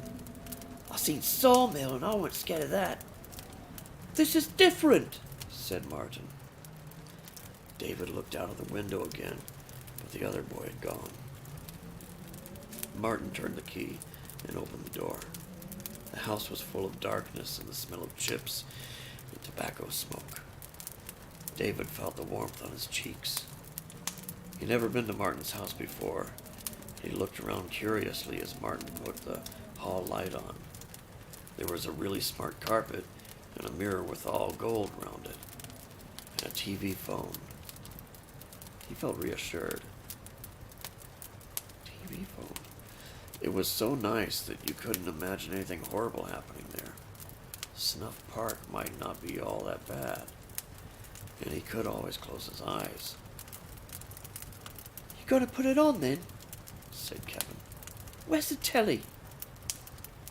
No hurry. I want something to eat first. Ain't you hungry? What you got to eat? Dunno. Fish and chips will do. You better eat it now, 'cause you won't want it after. Will he, Dave? No, said David. Not after. Here, said Martin To David, handing him a £10 note. Go round the chippy. Cords and chips 3 times, all right? Ta, Martin, Said David, and added, don't start it without me. the chip shop was just around the corner. On his way back with the soft, hot bundles clutched to his chest, David suddenly stopped. The boy from the car was standing outside Martin's front door. What do you want? Said David before he could stop himself. You gonna watch the video? Said the boy. David could hardly hear what he had said. He supposed the boy had got a cold or asthma like David's sister. Yeah, He said. can I watch it? I don't know, it ain't mine. It's my mate's. The two boys stood still, not looking at each other. I'll ask him. Said David finally, and rang the bell. When Martin opened the door, David said, I got him 3 cod and chips. And this kid was there outside the house. He says he wants to watch the video. Martin twisted his mouth. Kevin behind him said, He'll never take it. He'll never take the pressure. All right, let's see if he does, says Martin. Let him in then. The strange boy came in after David and stood in the living room while they ate their fish and chips. David offered him some, but he just said, no. Sorry. But he just said, No, I don't want none. after a minute or two, he sat down. The others didn't say anything, but ate quickly and dropped their papers in the fireplace. David could smell the strange boy again. The room was hot, and he dropped his anorak on the thick red carpet. A The strange boy kept his on and sat with his hands in his pockets unmoving. All right then, said Martin. I'll put it on. He fitted the cassette into the machine, sprawled back in a big leather armchair with a remote control. David and Kevin were sitting on the settee, and the other boy was on a dining chair by the table. Martin turned the TV on. Smart telly, Said Kevin. It was a 48-inch. The big screen lifted itself out of the console and filled with color. You seen a snuff picture before? Said Martin to the strange boy. Yeah, I seen this one. They had to strain to hear him. This one? It was plain that Martin didn't believe him. You know what happens? Yeah, I've seen it hundreds of times. Hundreds? Get lost. Here, said Kevin.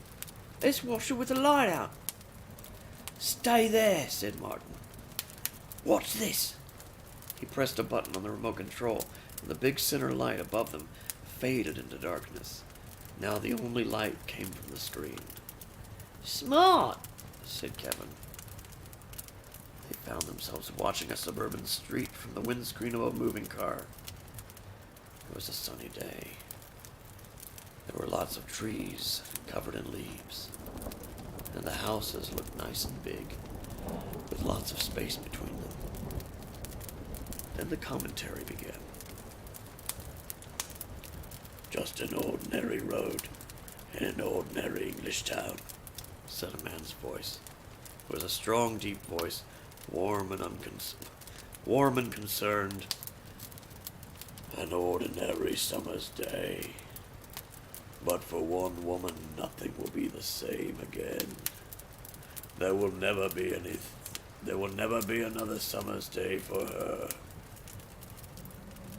David looked at the strange boy. His eyes were wide and fixed intently on the screen, and his lips were moving unconsciously with the words. David felt queer. He knew now very strongly that he didn't want to watch the film at all. He let his eyes go back to the screen, but tried to make them out of focus so that he couldn't see clearly. A few minutes passed. There was no more commentary from the film, but suddenly the strange boy said something. What? Said Martin. I says it's a nice house, ain't it? Said the boy. Kevin, frowning concentratedly, took no notice. Martin grunted, but David looked at the boy again. Anything to get his eyes off the screen, but nothing had happened yet. Must be nice living there, said the boy, still staring, but his expression was strange. David couldn't understand it. Yeah, he said to the boy. There was a woman on the screen. She was doing normal things, like washing up and ironing. She was talking to the camera about housework or something. David felt full of fear, almost ready to be sick, because it was all so ordinary, and you knew she was real, and you knew it had really happened, like this, and you knew you were going to see her murdered. This is boring, said Kevin. What's she on about? Shut up, said Martin. They got the camera in there to get her confidence. But there ain't nothing happening, said Kevin. She's just bloody talking. She's pretty, ain't she? Said the boy. The other two fell silent and turned to him for a moment. Even David sensed it was an odd thing to say. Eh? Said Martin. I says, she's pretty, ain't she? She's really nice. What do you mean? Said Kevin. She's my mum, said the boy. There was another silence then. Everything had suddenly changed, and David felt it, but didn't know how or why. Eh? Said Martin. She's my mum. She loves me and I love her. The boys shifted in their seats. Pictures on the screen had changed. It was nighttime, and the camera was outside the house, looking in through the kitchen window. The room was warmly lit. The woman was moving about alone, watering some big green plants. She bent down and picked up a little baby from what must have been a carry cot and cuddled it. But none of the three boys were taking this in. They were paralyzed by what the strange boy had said. No one said that sort of thing. He's mad, said Kevin uneasily. Hey, what's your name? Said Martin. There was no reply. Instead, the commentary began again. Alone. There is no one to help. Little does he know that an unseen hand has cut the phone wire. And now, the fear begins. The boy was mouthing the words as if he knew them by heart. Suddenly, from a darkness, a stone shattered the kitchen window, and the woman gasped and turned wildly, clutching the baby to her, her wide-eyed face staring out at them. And then they all saw at once that she was his mother. She was bending now, putting the baby down swiftly, and then another window shattered, and she jumped and cried out. David's heart was beating like a captured bird. Martin? She started to say, but Martin himself spoke at the same time loudly, sitting up tensely in his chair and turning to the strange boy. What do you want? He cried. Why do you come here? Kevin was shifting himself next to David, making himself look small and inconspicuous, like he did in class. Martin's face was twisted and full of hate. I just wanted to see, began the strange boy, but his dry, rustling voice was drowned by a scream from the TV. David flicked a sideways look at the screen. A man with a stocking mask had burst into the kitchen. There was a blur in the sound, as if two pieces of film had been joined carelessly, and then the camera was suddenly inside the kitchen with them.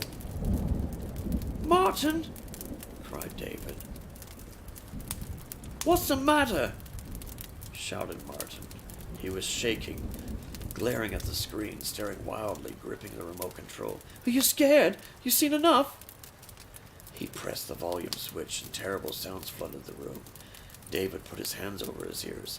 Kevin was still watching, but he'd curled up very small, and he was holding his fists in front of his mouth. And the strange boy was still gazing at the screen. The woman was speaking, gabbling desperately, and the boy's eyes followed her, and his lips moved with her words. Shut up! Martin yelled. Shut up! He jumped up and dropped the remote control. The picture faded at once, and the last thing David saw was Martin's face, wet with sweat. They were in darkness. No one moved. David heard Martin gulping and breathing heavily. He felt sick with fear and shame. The strange boy said, It ain't finished. Shut up, said Martin fiercely. Get out! I can't till it's finished. I always see the end. What do you want to watch it for? I always watch it. That's the only time I see her. I like seeing my mum. In the darkness, his voice sounded more than ever distant and cold and strange. David's skin was crawling. Everything was horrible. It had been horrible all day, but this was worse than anything. He thought of his own mum and nearly sobbed out loud, but stifled it just the same. And the baby. The strange boy spoke again. It's a nice baby, ain't it? It looks nice. It must be nice being picked up like that. Like what she does. I wish I could remember.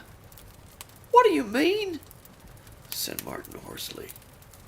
The boy's voice was even quieter now, hardly more than dead leaves falling. They killed her, and they set fire to the house. It all burnt up, baby and all. That was me. That was that baby. I burnt up all with me mum. And I didn't stop growing up, getting older.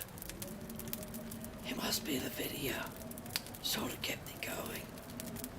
I've seen it hundreds of times. Best bit's where she picks me up. I reckon she must have loved me a lot. That's all I do. Watch that video. There ain't nothing else. He stopped. Martin stumbled to the door and felt for the light switch. The room sprang into being around them, all solid and bright, but there was no one else there. Only a sharp, distant smell remained, and that dwindled after a moment, and then vanished completely, as if it had never existed. The boy was gone.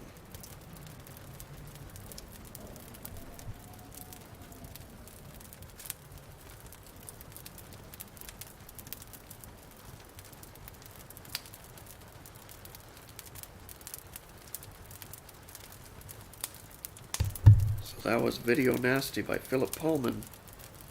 I liked it a lot. That was well creepy. Very good tone.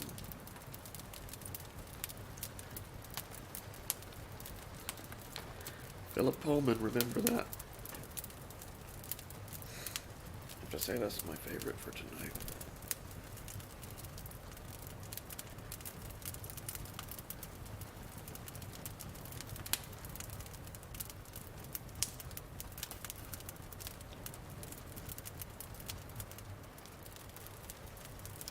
I'll poke around. If I find something else, I'll read another, but otherwise, that may be it, but I'll let you know.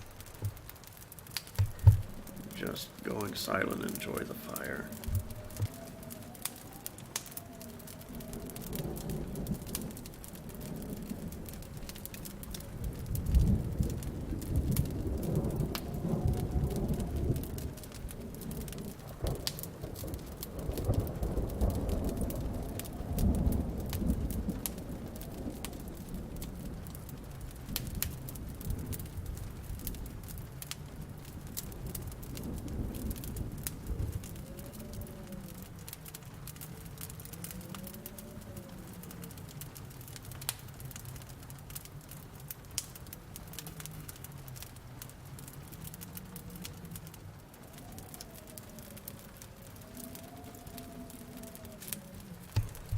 Alright, this is the last story in this book, so it should be a good ender. It's called My Beautiful House by Louis de Benières. Benières.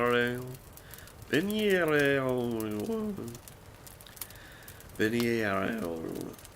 don't know. Oh, Bernier. Some French thing.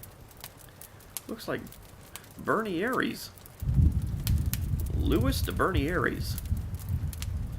Valiant. 2004. Alright, let's get on with it then.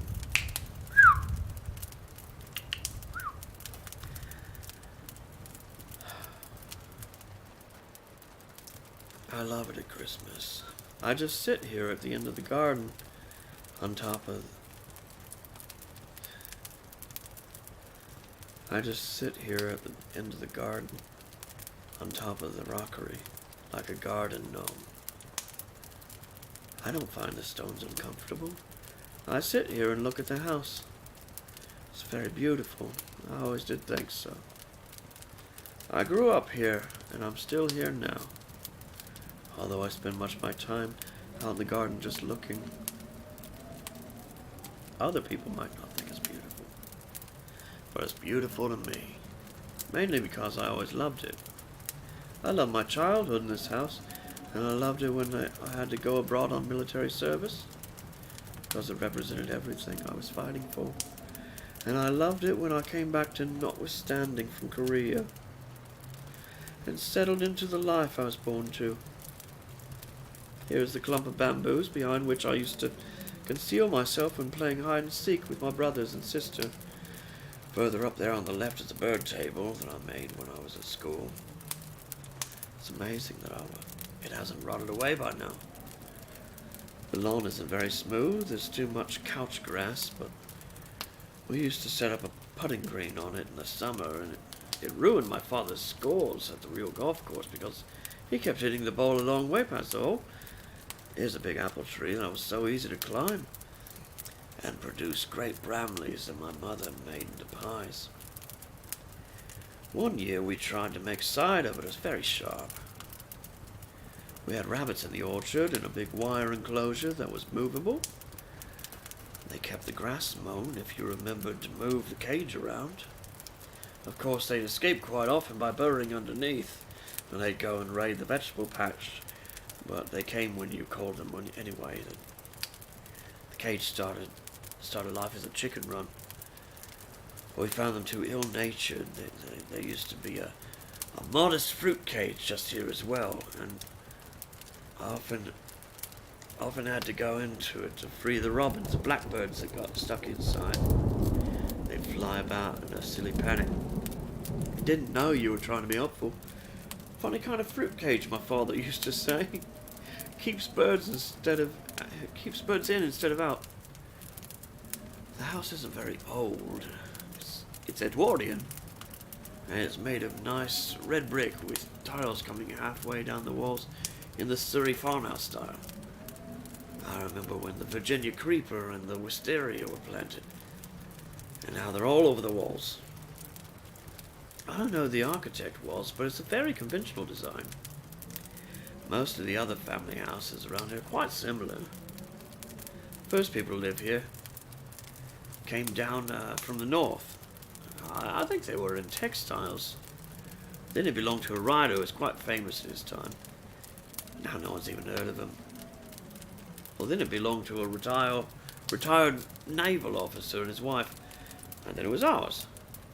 I have so many happy memories. I don't ever want to leave. Inside there were about 5 bedrooms. My parents had the one at the back. Mine was above the kitchen. Every morning the smell of frying eggs and sausages would get me out of bed in a good mood. My room wasn't big, but it was big enough for my model aeroplanes to hang from the ceiling on string, and my toy soldiers to have decent-sized battles.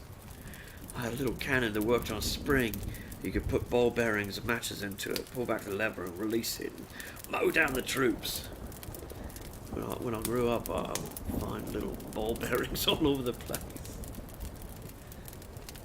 My brother Michael shared a room with my other brother Sebastian. They were twins, not identical.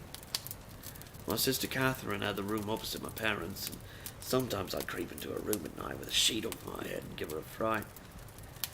Or I'd listen for when she went to the loo, and I'd lie down in the corner of the corridor. I'd grab her ankle as she went past in the dark. It worked every time.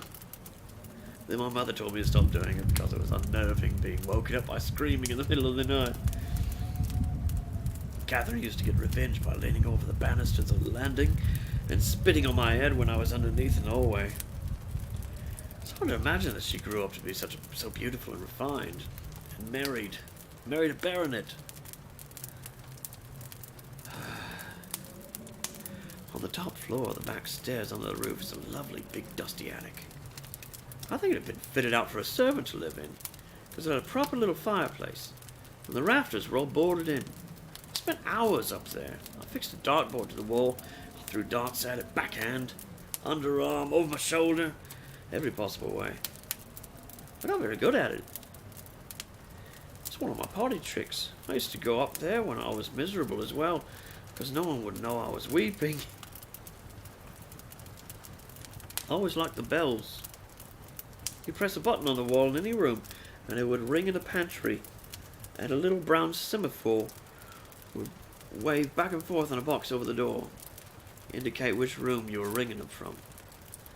Catherine and I used to push the buttons to make my mother go to the front door and find nobody there. Once we did it, and my mother went to the door, and she opened it, and a cat was sitting there on the mat on the porch, looking up at her as if he just pressed her himself. The cat just walked past her into the hallway. My mother was astonished for a short time until she realised that it couldn't possibly have been Tobermory that rang the bell. Tobermory was named after a talking cat in a story that my father used to read us. The moral of the story was that if you can talk, it's better not to tell the truth. Our number was 293. Amazing when you consider how long the numbers are nowadays.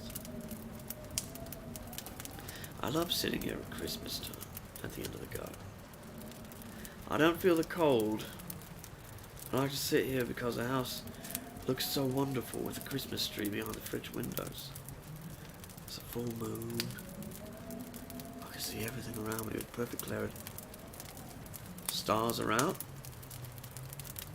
I can never remember which ones are the planets. Perhaps they're the very bright ones, I suppose. Sebastian used to point them out to me, but I don't know.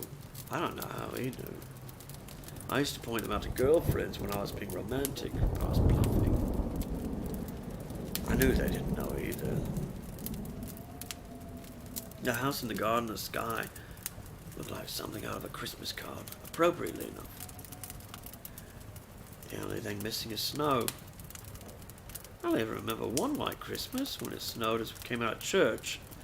Catherine was wearing a lilac coat with a hood that had a lining of white rabbit fur that framed her face and made me think that she was the prettiest sister anyone ever had. Everything's silver and shadow now, except for the Christmas tree, which is glowing with all sorts of different coloured lights that reflect off the tinsel and glass bowls. It reminds me, it can't be helped, of that dreadful night of the fire. We had little candles in those days. Little candles that sat on cups that clipped to the branches of the Christmas tree, along with all the tatty-taffeta angels that we'd inherited. It looked magical, but it wasn't ever a good idea. The trees dry out, they're full of resin, go up like a torch. We all went to midnight mass, and when we got home, we had a nightcap. We talked about plans for Christmas Day. My father used to like to go out shooting. My mother more or less forbade him. She said it wasn't nice to go around bowling over rabbits, blasting birds out of the sky on the day when our Saviour was born to bring peace and harmony to the world. We decided we all walked to Abbott's, notwithstanding, and back again before lunch. But my mother would have to drop out because someone would have to baste the goose. I think she was probably relieved because she wasn't a great one for unnecessary exercise. The whole family were there, including the baronet. We liked the baronet. He didn't put on any airs. He didn't have any side. He had a quiet charm and confidence. He gave up the army for Catherine's sake because she didn't want to have to be sent all over the world at a moment's notice. It was decent of him because he was a Coldstreamer. He was doing well and he obviously loved it. He and Catherine came from Cambridgeshire in the Riley to be with us for Christmas. Sebastian and Michael came down from Merton, and I was living at home anyway because I'd always loved that house and didn't want to move anywhere else unless I married. Anyway, I found a decent job in Guildford. I paid rent to my mother without my father knowing, which seemed the best thing. Knowing her, she'd spend the money on shoes.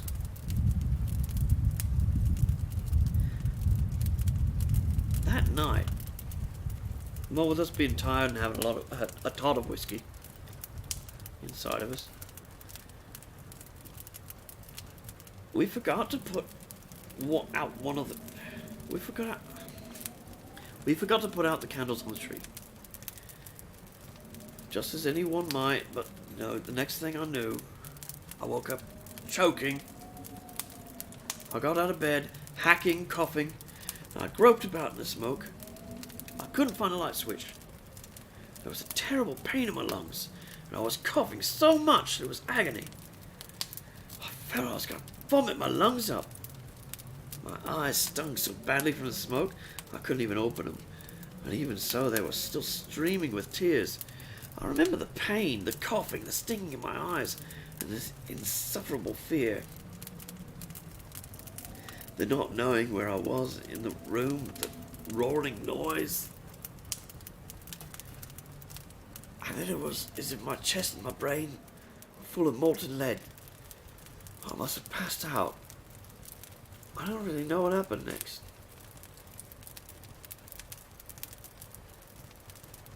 As I sit here, at the end of the garden on the rockery, looking at the Christmas tree with its electric lights, it's hard to believe that the house is almost gutted. The tree must have set the curtains alight, and so on. Anyway, it's all been repaired, and you never know that anything happened. It's part of the wonder of the house. It doesn't die. It just keeps on evolving. The house is alive. It watches over me, always. It's watching over me now as I sit here, not feeling the cold, looking at it from the end of the garden. The house may be alive, but my family...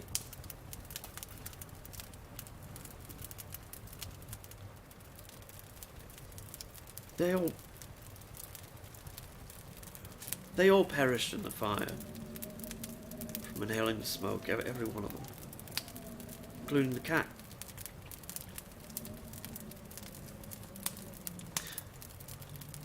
Even so, it doesn't stop him turning up.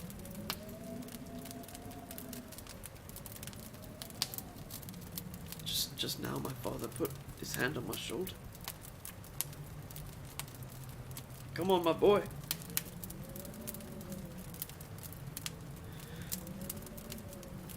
Death hasn't changed him at all. He's just as solid. He's still got the same voice and even the same smell of 3 nuns Navy cut pipe tobacco. Still smokes a pipe. He wears the +4s and long socks and brogues I used to find so embarrassing, old-fashioned.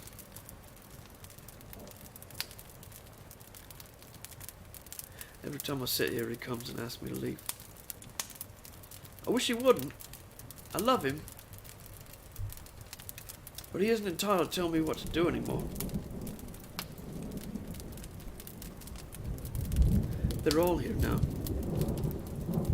As solid and real as when they were alive. Catherine and her baronet, hand in hand. Sebastian Michael, looking at me pityingly. Even the cat. It's not Tobermory. This one's Gerald. He was 2 cats later. Gerald used to drink from the dripping tap in the bathroom basin, whereas Tobermory would get the sofa, stick his claws into the hessian underneath, and drag himself along on his back as fast as he could go. Gerald settles on his haunches and looks up at me with interest as if I was some kind of experiment. My mother's here too. She reaches out her hand and tries to take mine and says, "Please, darling, please." But I take my hand away, not roughly, but gently. I know she loves me, you see. And I don't want to cause her any hurt. She implores me with her eyes, still holds out her hand.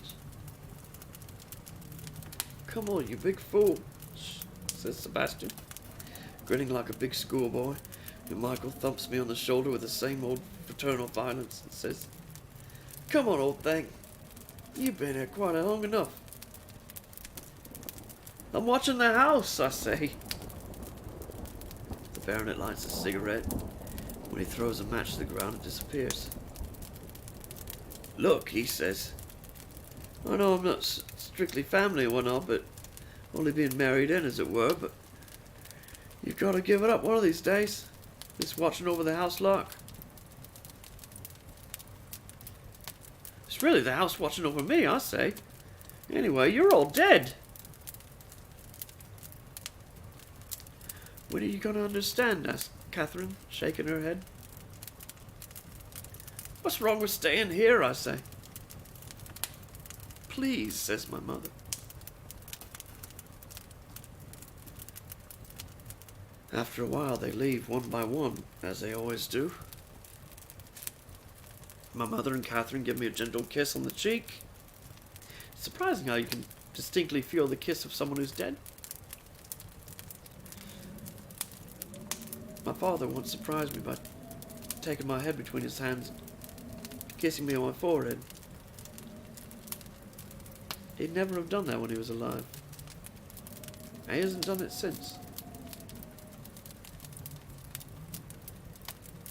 Michael and Sebastian subject me to more claps between the shoulder blades.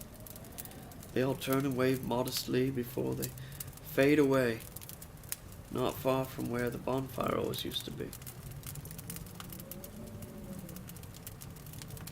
Only Gerald stays a little while. He winds himself around my legs a few times, reaches up to touch a claw to my hand, as he used to when he suspected that it contained a morsel of cheddar cheese.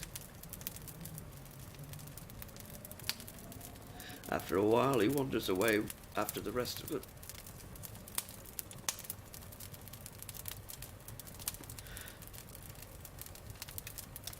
I don't understand why they keep coming back. I'm glad to see him, of course, but they're dead. They aren't dead. I keep telling them, but they don't seem to be able to take it in. They don't seem to understand why I won't go with them.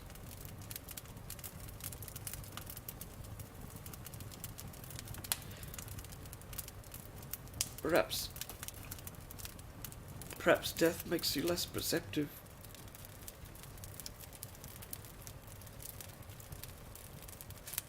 Anyway, I'm perfectly contented here, sitting atop this rockery by moonlight, not even feeling the cold, looking at the tree, sparkling with so many colors in the French window. I love it here. I love this beautiful house. I love the way it holds me, as if it had hands and I was cupped inside them. I sit here and it watches over me. I feel absolute happiness. There's nothing I'd rather do.